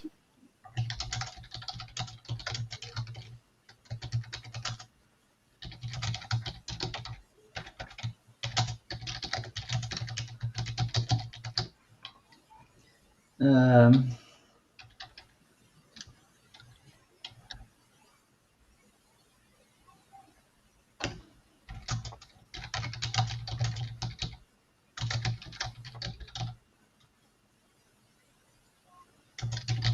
So when it's saying wrap everything within a function within a try catch, is that like multiple try catches, or is that like one massive try catch? that's sort of the joke I'm making. One massive try catch. You start the try as the first line of the function declaration, and catch at the end of the function declaration. Deprecations are not catchable. And Type errors are not catchable. type errors are. Type error is not until 7. Yeah. So you wouldn't be able to determine that it's a type error. You'd only be able to tell it's a fatal. Let me eval that, because I thought they were actually catchable, but they had a different name. It was a different exception you needed. I was meaning being explicit thing without adding a load of extra code to determine that it's actually a type error from happening when it's something else. Yeah, so let's do that string Shall we position just go ahead and delete with array 1, 2, and then that, and then we know it's a type error in 7. Oh. Yep. Yep. E.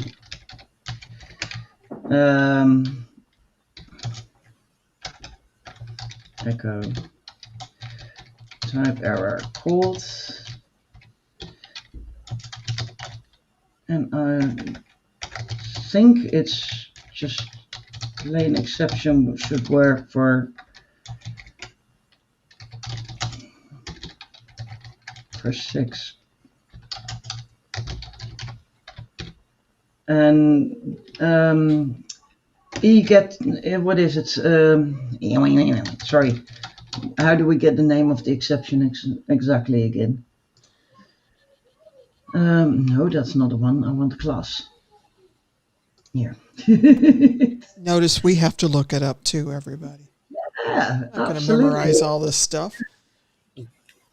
That's Trace code,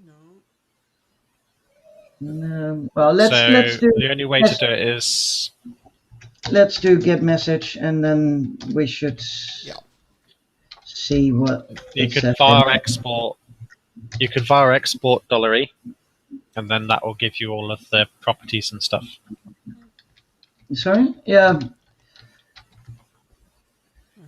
Let's see what this does.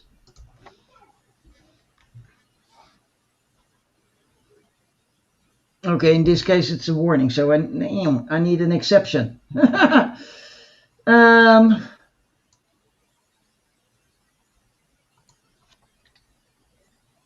Something which gave a type error. Okay, hang on. Function foo.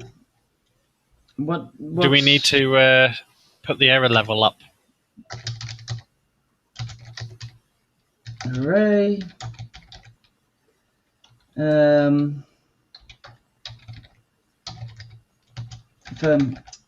Foo, and then we're gonna pass it a string. Let's see if this works.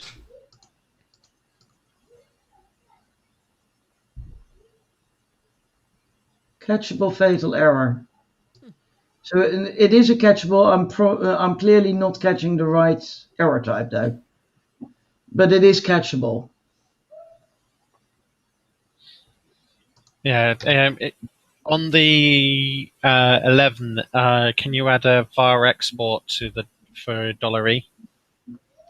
Yeah.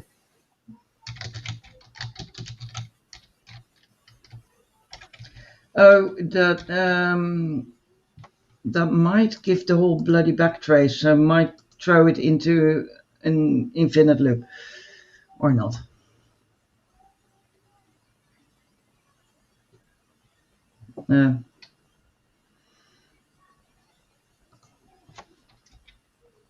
Yeah, that's not working because it's not catching the exception. And it doesn't tell me what the exception is, the name of the exception.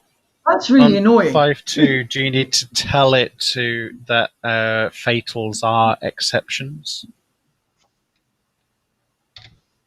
Do you need to tell it to set a config to say, hey, throw an exception when you get a fatal? No, there's just some which are catchable, some which aren't. Yeah. Except I need to know the name and I don't remember. But that's going down the rabbit hole too to figure out. Yeah, but yeah, to get back to basically they are catchable in yes. in both, but deprecations, notices, and warnings are not. Correct. Yes. So the only way to do it would be to add our own error handler, which would then catch the error and then throw it as an exception for PHP 5.6. So that would then be putting a global one on, which would then, I'm not sure how that would trigger in the flow either. Would that be caught by the catch? Can we try that on 3val? Hang on. Basically, only way to catch those would be by adding, or by registering a global error handler, which would throw catchable exceptions. Correct? Yeah. Yep. And then tell me what to try here. I'm just thinking that if we have our if we create a set error handler that throws the exception that we're wanting, does it then get caught where we expect it to be caught? Because that might also still be a problem.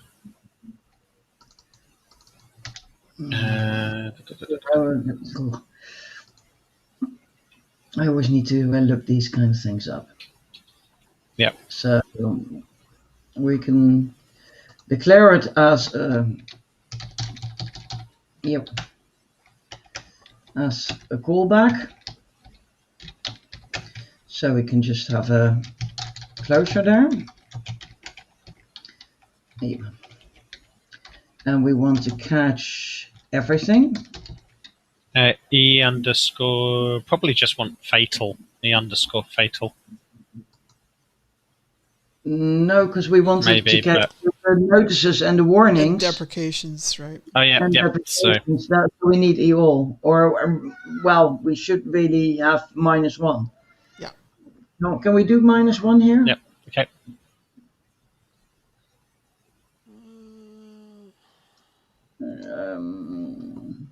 Is error levels required? By default, it's E all. Yeah, except E all, depending on the PHP version, doesn't actually include everything. Which is why. Oh yeah, I forgot about that. -1. Yeah.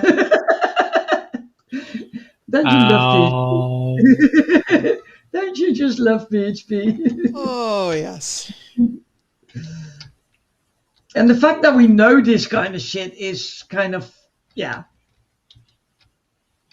This is how I get a medium score on your quiz. Yeah. By knowing niche things in the wrong way. See you later, Piotr. Thanks for joining us. Yeah, see you later. Think of it this way: everyone gets medium score on my quiz. Even I do when I haven't done it for a while. So that's not. But at least I'm PHP 6 certified. Yeah, I have to stick or two. To become PHP 6 certified, you have to know why there's no PHP 6. There it is. It's for folks who didn't know that, by the way. So now, Kat, you have to explain for the people. Now you have to, because you brought it up. Yeah. That is basically it. PHP 6 is not a version. We have PHP 5.6 and then PHP 7. But to become a PHP 6 certified engineer, which there are PHP certified engineer exams that you can take to become a certified engineer, you need to know why PHP 6 wasn't created. And I'm not going to give all the information to everybody, because then everybody can become PHP 6 certified engineers, and that's no fun. You need a sticker to have it validated, and those are rare nowadays. I've got the T-shirt, so literally it has it on it. PHP 6 certified engineer. You can blame Rove for that. So yes, throw new exception, yep. And then we can just pass the thingies through to it. Yeah, but hang on. Then I need to check the signature of exception, of course, because it needs message and then code. So yep. Error string first, and then error number. Something like that. Yep. And then you need to new it up as well. Come again? You need to do new after throw. Yep.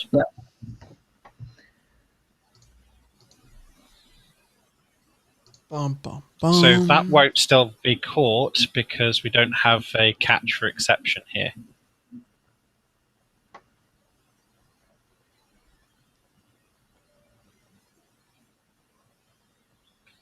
So uncaught exceptions, argument 1 passed through must implement blah, blah, blah.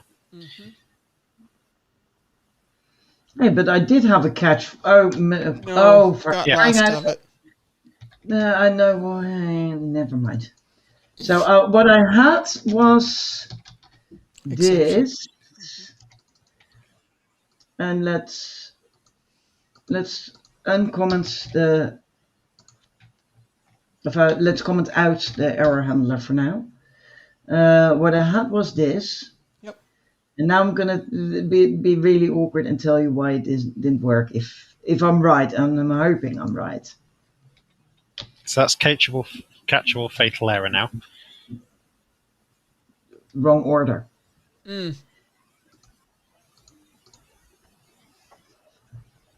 Let's hope I've got this right.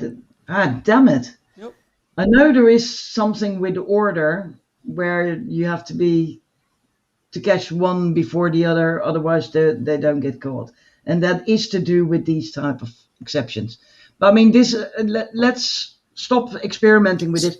The principle of it is basically, if we would go that direction, we can figure the details out of it. The principle is basically something we would not be too keen on for all sorts of reasons.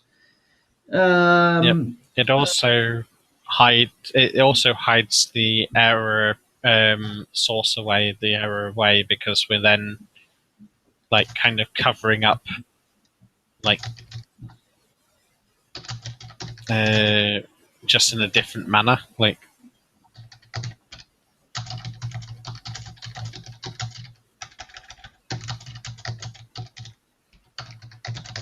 Right.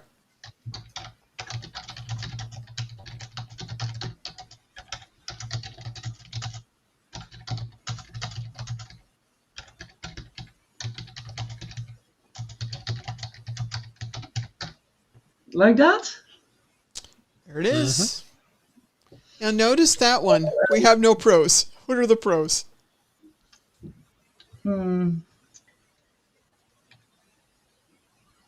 It's doable.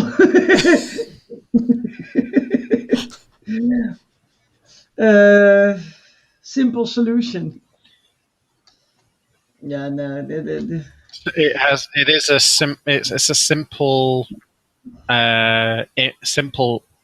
low level impact of changes. So it would still be on a code level. On a code level, it would be a lot smaller code changes because we need to do it everywhere in every single function. Yeah, then all of those can be done piecemeal rather than needing to be done. Work to add this everywhere. And now the code gets a bit bigger, more complex, and there for folks to understand. I'm thinking of contributors, our wide range of contributors here. We understand, but yeah. Yep. Anti-pattern. Yep, it is an anti-pattern. Tasty. To throw which it would probably work. Yeah. It's the only pro. I think I think this kind of sums it up. It's doable. Can we and add it could probably work. Can we add a trademark symbol next to probably? It would probably work. How do I do that with my keyboard? Or am I going to do the font Alt developer? 0153.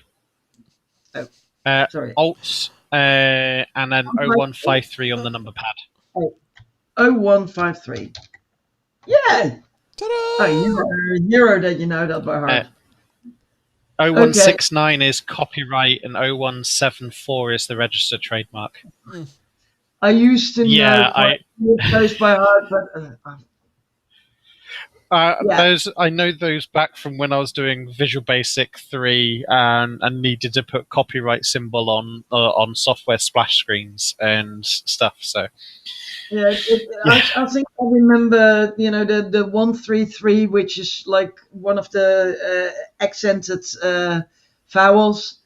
I remember some of those, but I think that's from my OS2 days. And if you excuse me for a moment while I take a moment's break, I'll leave to the two of you to explain what OS2 is for the listeners. I'm going to take a little break too. So, are you, Kat, or are you going to explain it? Okay. I'm going to depart. Oh, okay. So I have been summoned by the power of food. Well, go eat. It was great to see you, by the way. Thank you very much. See you later. Hopefully I've not thrown too many cogs in the wheels. No. Actually, we've got a pretty good list right now of things, so thank you for that. All right, we'll see you later. No worries. Bye-bye. Bye-bye.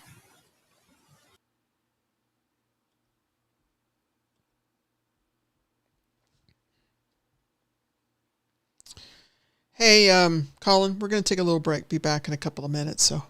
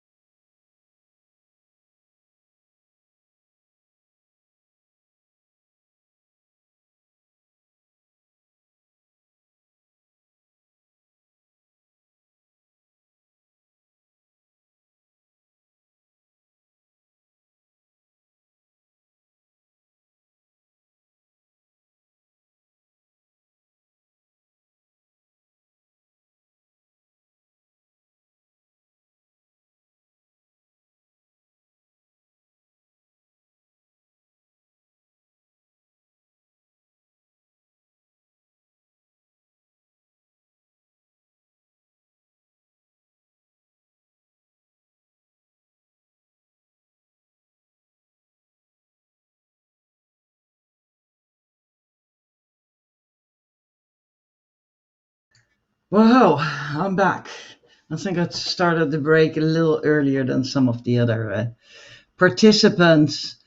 We're still with us. I think just you, Colin. Me? And I think Kat has already left us. I'm sorry. Said, need food.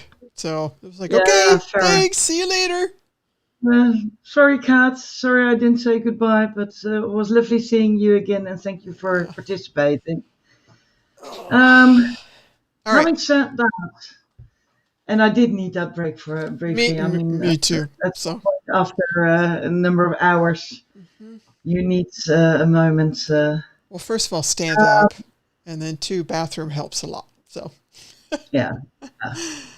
Oh, hey, we've got a new participant, Code Explorer. Hi there. Hey, I see you. Nice to Welcome. see you. Okay, so let's look at our list. That's a pretty good list. So I think we've actually got a really good list of possible things to open up the wider discussion about. I do too. And I don't think we have a final solution yet. Oh, no. I mean, I do think something where we can combine, like we discussed in the beginning, adding function input validation, combining it with as a stepping stone towards adding type declarations. Yep. And combine then also with type safe apply filters. I think that combination will be the most viable road to the future. I agree, actually. As I look at that, that's where my mind goes too, where we even, for the legacy stuff, we have a stepping stone. For new stuff, we actually have a leap forward in some cases. So, yeah. Summary assessments. In our estimated opinion, we would like to advise that a combination of one in-function input validation in line with PHP type validation as a stepping stone to adding actual type declarations where possible and when possible, in combination with type-safe filter function, with a type-safe filter function. Well, no type-safe filter function, because we also need the type-safe array. In combination with type-safe filter functions, and a move towards filters used in core becoming single type insofar possible.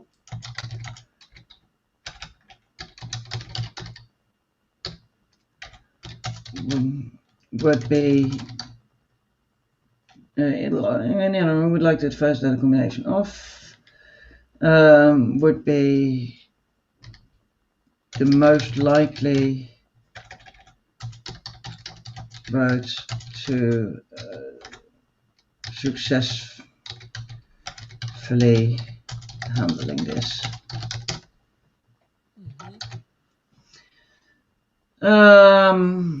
And why am I saying a move towards filters used in core becoming single type? I mean, a lot of filters in core still allow like string or null.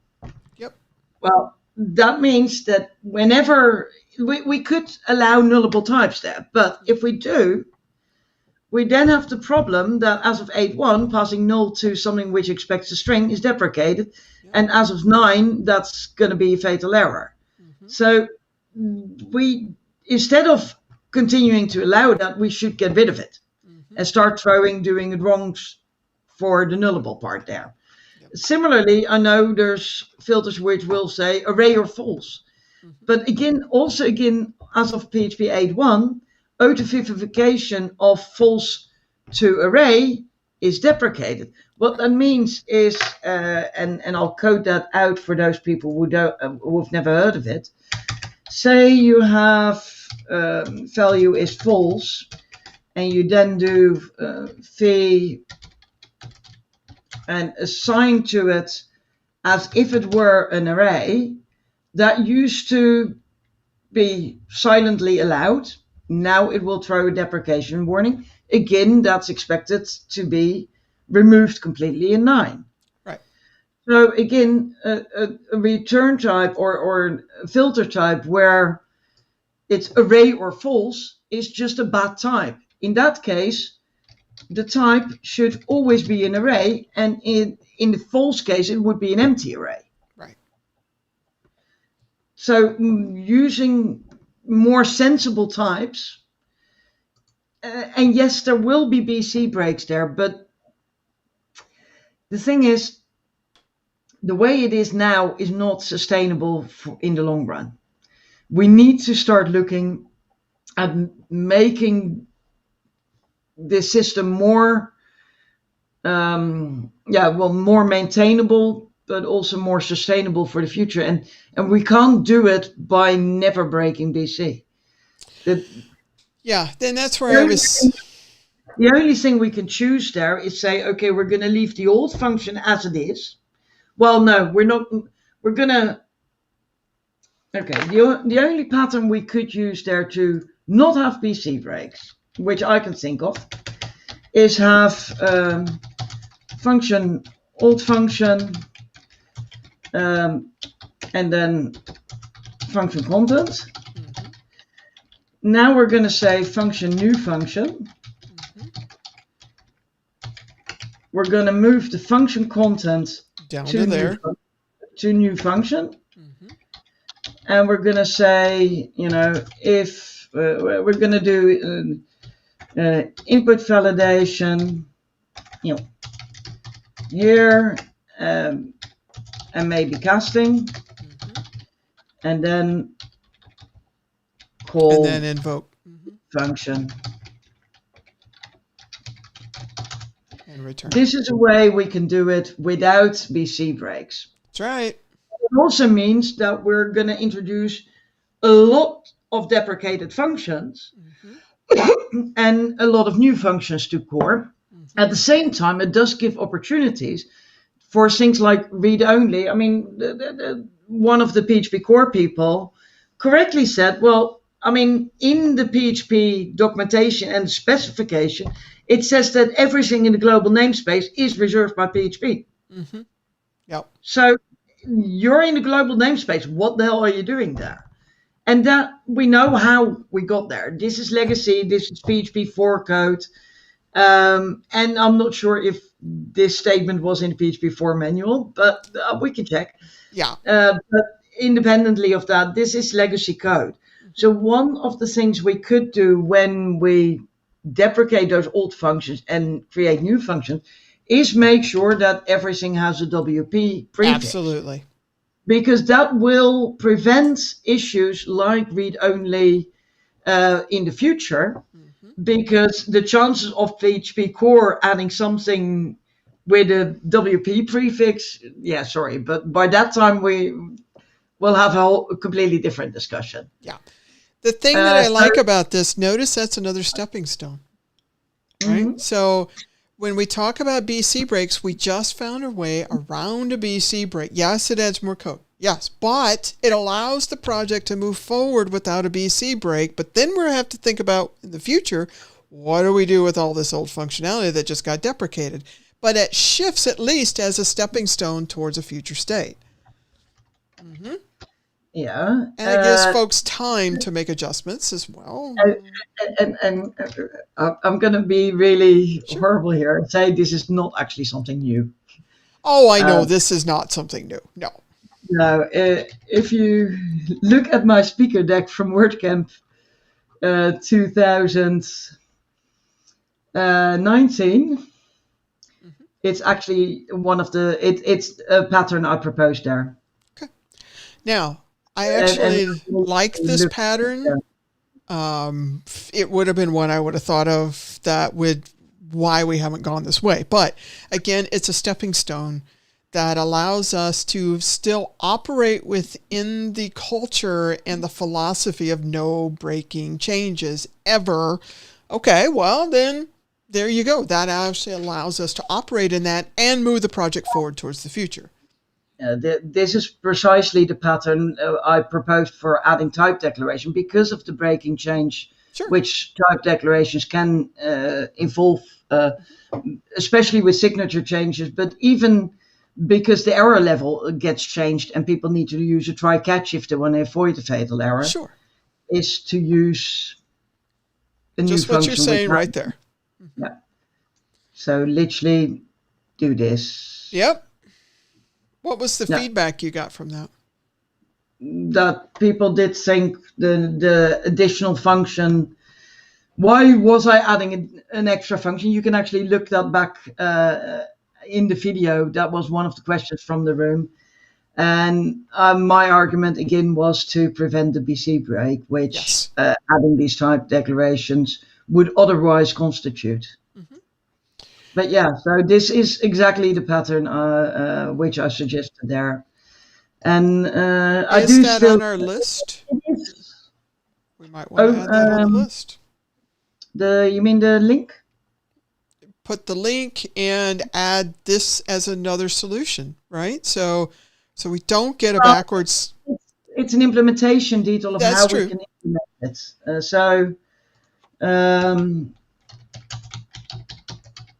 Implementation suggestion, and I should move that lower. Yeah. Implementation suggestion.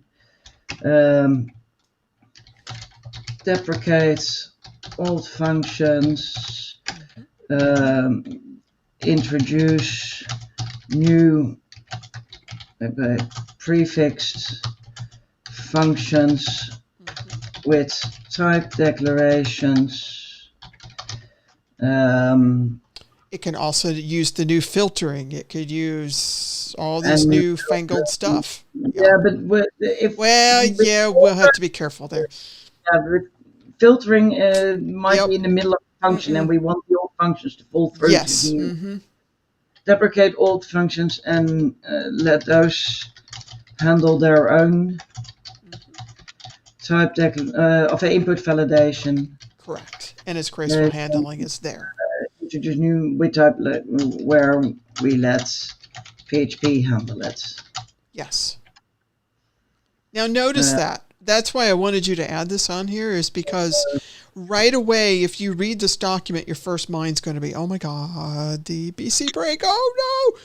Right there is a way of being able to bridge old with new. Old with new. It's a good stepping stone.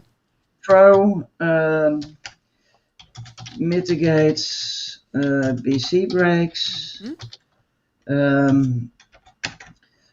Pro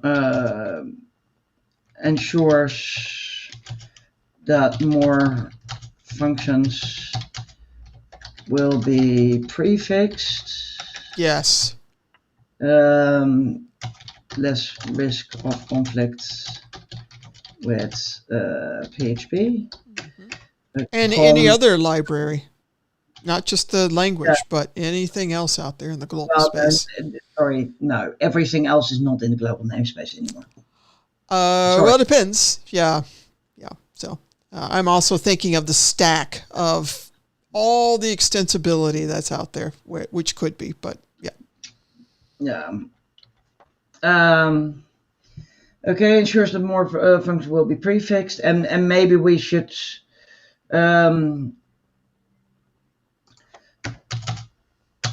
could even consider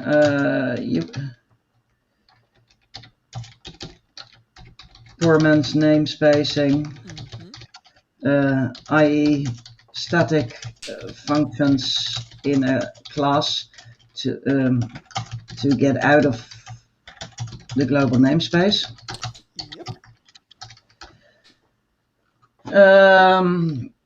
The cons introduces a lot of newly deprecated functions. Yes, it does. More code for us to carry. It has work for the community, those who want to get rid of those deprecation notices and upgrade their plugins and themes. So we've pushed some work onto them, though we've got work here anyway for them as well. But yes, there's more code when users go to upgrade. More code's now going to be brought down to them, to their sites. To upgrade their code base, update their code bases to use the new functions. Yep. And then more code to be downloaded, so the package size just got bigger too.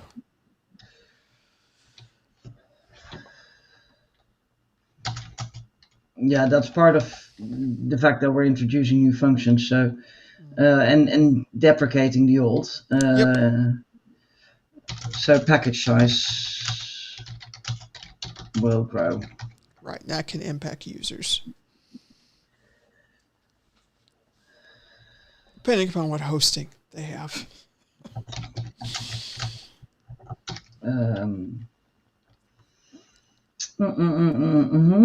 One argument I've heard from folks when we talk about deprecating things is we have to carry these deprecations forever. At what point can we start to drop deprecations? I think that's a separate subject that at some point I'd like to talk about, because the idea of carrying forever. Huh? Yeah, thank you. The sideline discussions. The idea of carrying forever, I don't like that. I've never liked that idea. So around deprecated functions and classes and files. Now, if it's for BC break, that's interesting. If it's for something else, well, we need to talk about that. True, and maybe we could even couple that with how far back do we backport things for security reasons? If we don't backport beyond 3.7 at this moment, which I still think is way too far, Yeah. but then basically I think we should safely be able to say that we Drop those. remove everything which was deprecated before 3.7. Exactly. That's kind of my point. Is I do think that goes together with how far do we go back. If we're only backporting to a certain level, then everything before that, we could drop that. Coupled with the discussion on how far should security fixes be backported. Yep. And possibly strict coupling those. Does that make sense? Yes, it does. I think that's a very good conversation to have.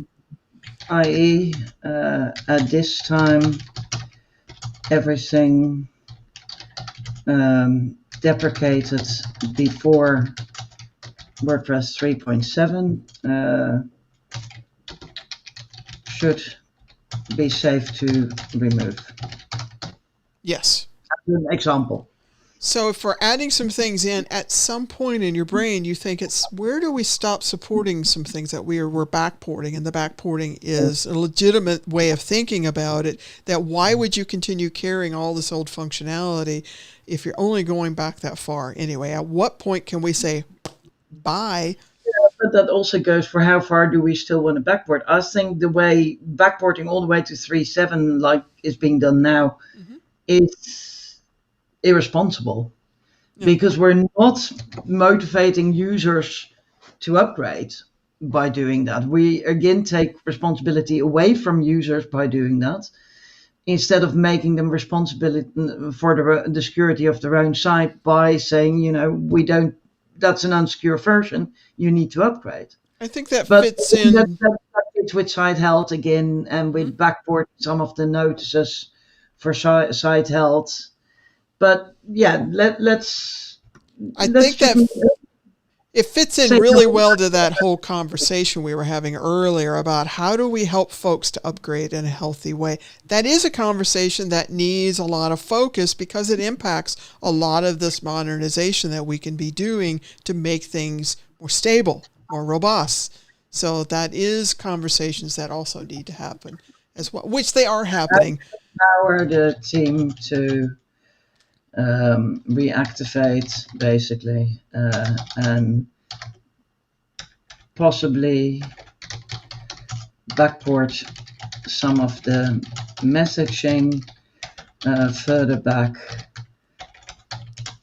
to reach especially the real stragglers. Yeah. Yep. So, good stuff here. Yeah, the doing it wrong, my brain has been running all day going, there's so much more we could be doing in the doing it wrong. So I do want to come back and have that conversation about that. That could fit in very nicely with what we're proposing that we move forward with. Yeah. Tonya, and you know what? That could be one where you would be sharing your screen with a proposal. Yeah, that could be. So, yeah, as we reverse things. Yeah. So, yeah, so that one is something that this is something where as we think about these things, sure, there's some things that block us potentially from moving forward with a step, but let's get it on the list. What are some of the prerequisites that we need to improve upon? And let's go tackle those as well. So anybody sticking with us this far into things, think about that. You may go, well, we can't. Why? Let's put that as a prerequisite and let's start to talk about what that future could be, that we could remove that bottleneck or that limitation or that blocker. Yeah. Doesn't always mean we can, but at some point, could we? Well, how could we get there? It'll never change if we don't talk about it, right? Mm-hmm. So, okay. I think this is pretty good. Okay, shall I add this to a gist? So I was just thinking, if you put it on a gist, then I can link to it, and then we can start to Yes. This can become part of that This make can post. Oh, I need to sign in. Sorry. No. I'm not signing to GitHub. We're going to go back Give to me side my- by side. Yes, please. Let's watch you sign in to GitHub. Well, the whole thing about things like this is that I changed to a different browser session for this. Yeah. Oh, God. Okay. It doesn't even let me click on the password. Okay. Well, you can fix that later. You've got it saved. Whenever you Yeah. get that gist, give it to me. I'm getting there. Now I need to get my phone and get the code.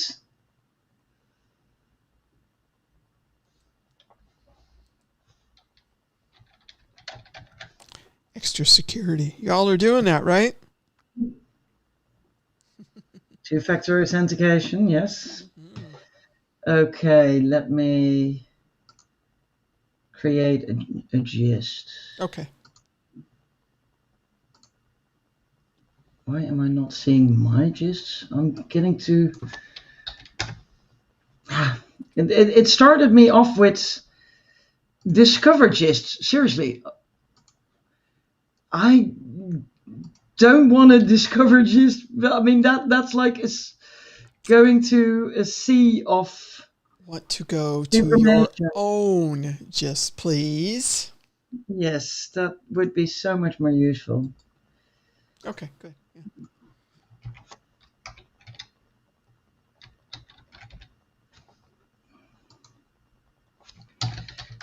Notes on inputs, validation for web core. Okay. Let's create the gist. Sure. I could make it a public one. Sure, just make it public. And then I'll just go and grab it off that gist. Yeah. So no big deal. Make public. Here we go. And can I still add the link? Well, again, you probably won't be able to see it. That's exactly right. But that's why I said I'll go to your gist and I'll grab it from there. So I'll DM you the link. okay, thank you. Yeah, that'd be great. Yeah, so we have a list of things and ideas. It's a great starting point. Yeah. I think we might be able to create or transform this into a make post without too much effort. Just sharing with people the discussion we've had, the ideas we have, and opening up the discussion for how do other people look? Yeah, broader discussion with the community is important. I mean, we are a pretty small group here of folks and whoever watches afterwards, but the point is to have a discussion, get it out there, and then open it up for further discussion and iteration on it. That there's going to be some things that folks go, hey, well, how about this? We hadn't even thought of. Oh, awesome. And then we can go from there. It is a discussion which we don't need to solve today. No. At the same time, yes, that might mean that there are some deprecation notices which will remain in WordPress by the time PHP 8.1 comes out. And in our test, we will have to add, for now, expect deprecation. Yep. And just leave it at that for now and solve the failures for like that for now until this discussion has reached a point that we can take action. But I'd rather do that. So basically adjust the test saying we expect deprecation notices here and we're not going to fix those until we have a structural solution which we can move forward with in the long run than to haphazardly fix them now and then next year have the same problem again. Yeah, absolutely. So we're just, whatever we try to fix now is just going to cause us future problems. So unless we come up with something like this. And we ran into the same thing last year. I mean, we're learning our lesson here as well. We need a more structural solution. Yes. Just fixing it for the time being is just not going to work anymore. No. So one of the things you'll hear Juliette and I start to talk about is let's take a much more strategic approach to how we do. She's been saying this for a long time. I'm newer in core myself, but that's how I like to operate too, is let's take a strategic approach to how we want to solve it so that we're solving today's problem and not creating a tomorrow problem, right? So instead, stepping us towards a better solution for the future. So that's why we want to also have these types of conversations in the open. She and I could have easily had it privately, although we agree a lot. But having it in the open starts to open up a new way of thinking about things. And that's why we want to have these types of discussions so that we all can evolve together and we all can come to the same collective starting point and then build off of that. Yeah. Yep. Okay. I think this was great. I think this was very useful. I mean, a very different session than some of the others we've had. We've had barely any look at code, but we're talking about concepts. Mm-hmm. But I think it was a valuable afternoon. Oh, I do too. Do you want to transform this into a make post and then let's just publish it and see what people say? One of the things that has been asked of me is you are doing these awesome sessions on the stream, and they're live working. They're like a model for others to do live working sessions.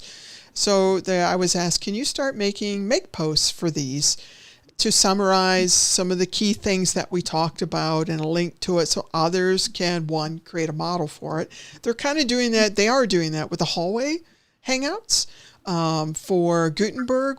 And we're doing it here for Core. So getting it all documented invites more discussion as too, and awareness. So folks who aren't on YouTube can also find it. I mean, like a session like today is definitely worth having a make post about. Yep. Others, maybe we should just announce them. Yep. But I mean, like a session where we did the name parameters discussion, that doesn't really warrant a full make post. It's more like we actually reviewed the code.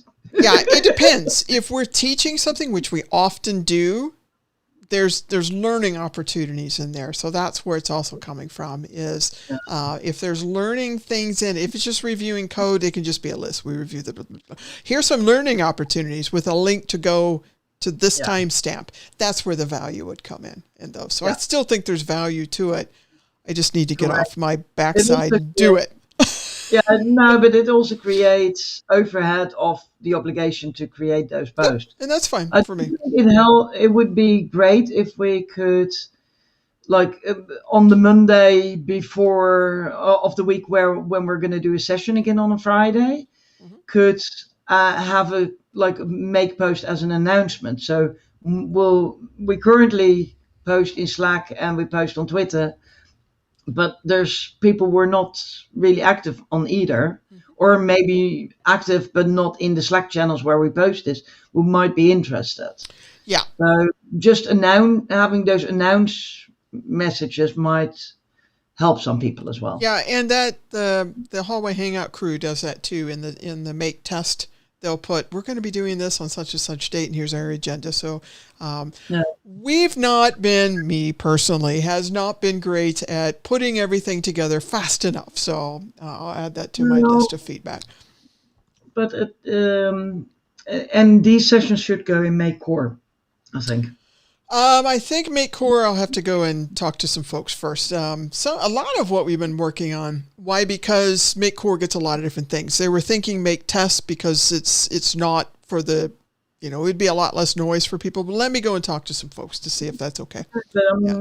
It's a very small notice, and at the same time, even when we're working on tests, all of it is to do for Core. But see, think about, too, all the other contributors. If everybody starts posting their live stream, imagine what Make Core would become. Correct. Well, hey, maybe we can find someone who will collect on a Monday all the live streams which are going to happen on a week and publish that. That's what we're doing.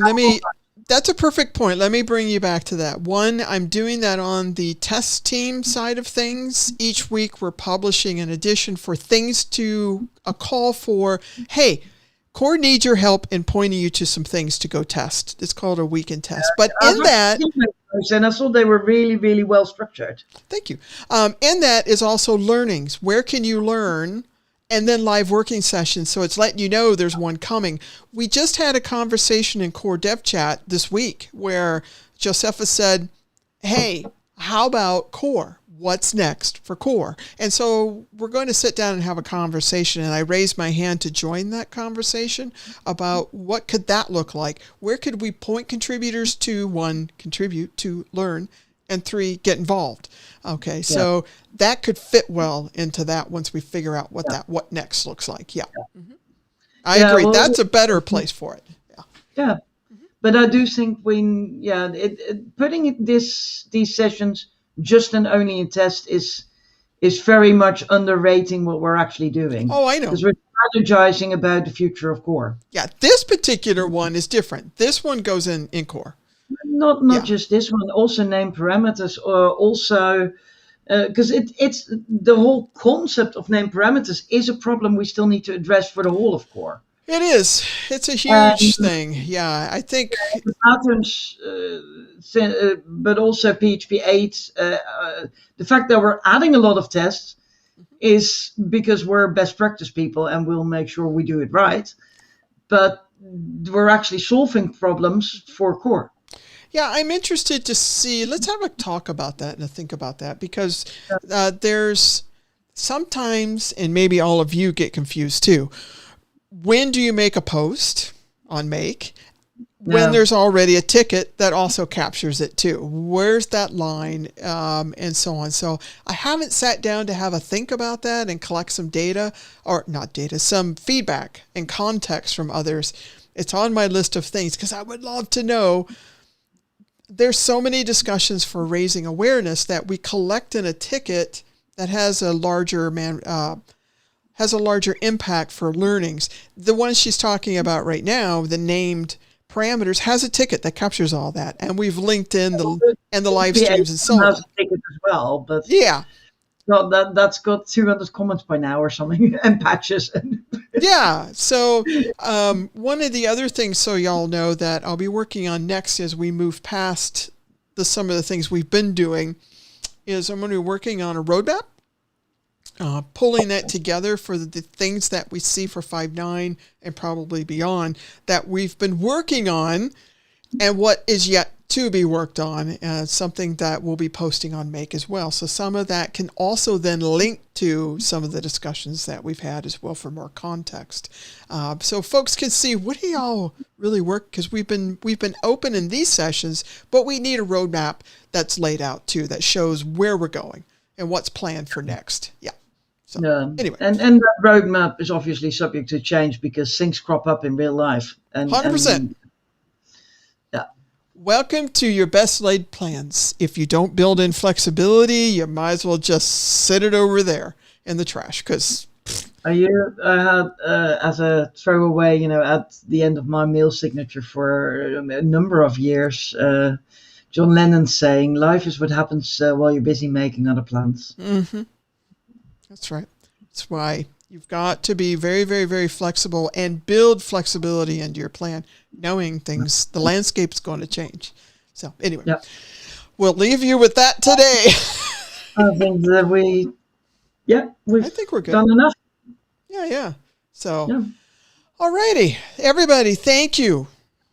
Thank you for joining us. Continue the conversation. Continue thinking about this. Get involved as we start to build this baby step approach for our future state. Get involved with it. Ask questions. Yeah. Contribute. And thank you for supporting us in doing this by even if you're just lurking or doing your own work and just listening to us in the background. Absolutely. Just knowing that people are interested makes that it helps motivate us to continue doing these sessions in public and to live stream and to try and be as educative as we can be while we're doing it. That's right. What she said. Ditto. Right. So good night or a good day or a good morning for whoever is still here. Yeah. Thank you for being with us. We'll see y'all around Slack and around Core. Have a good one. See y'all later.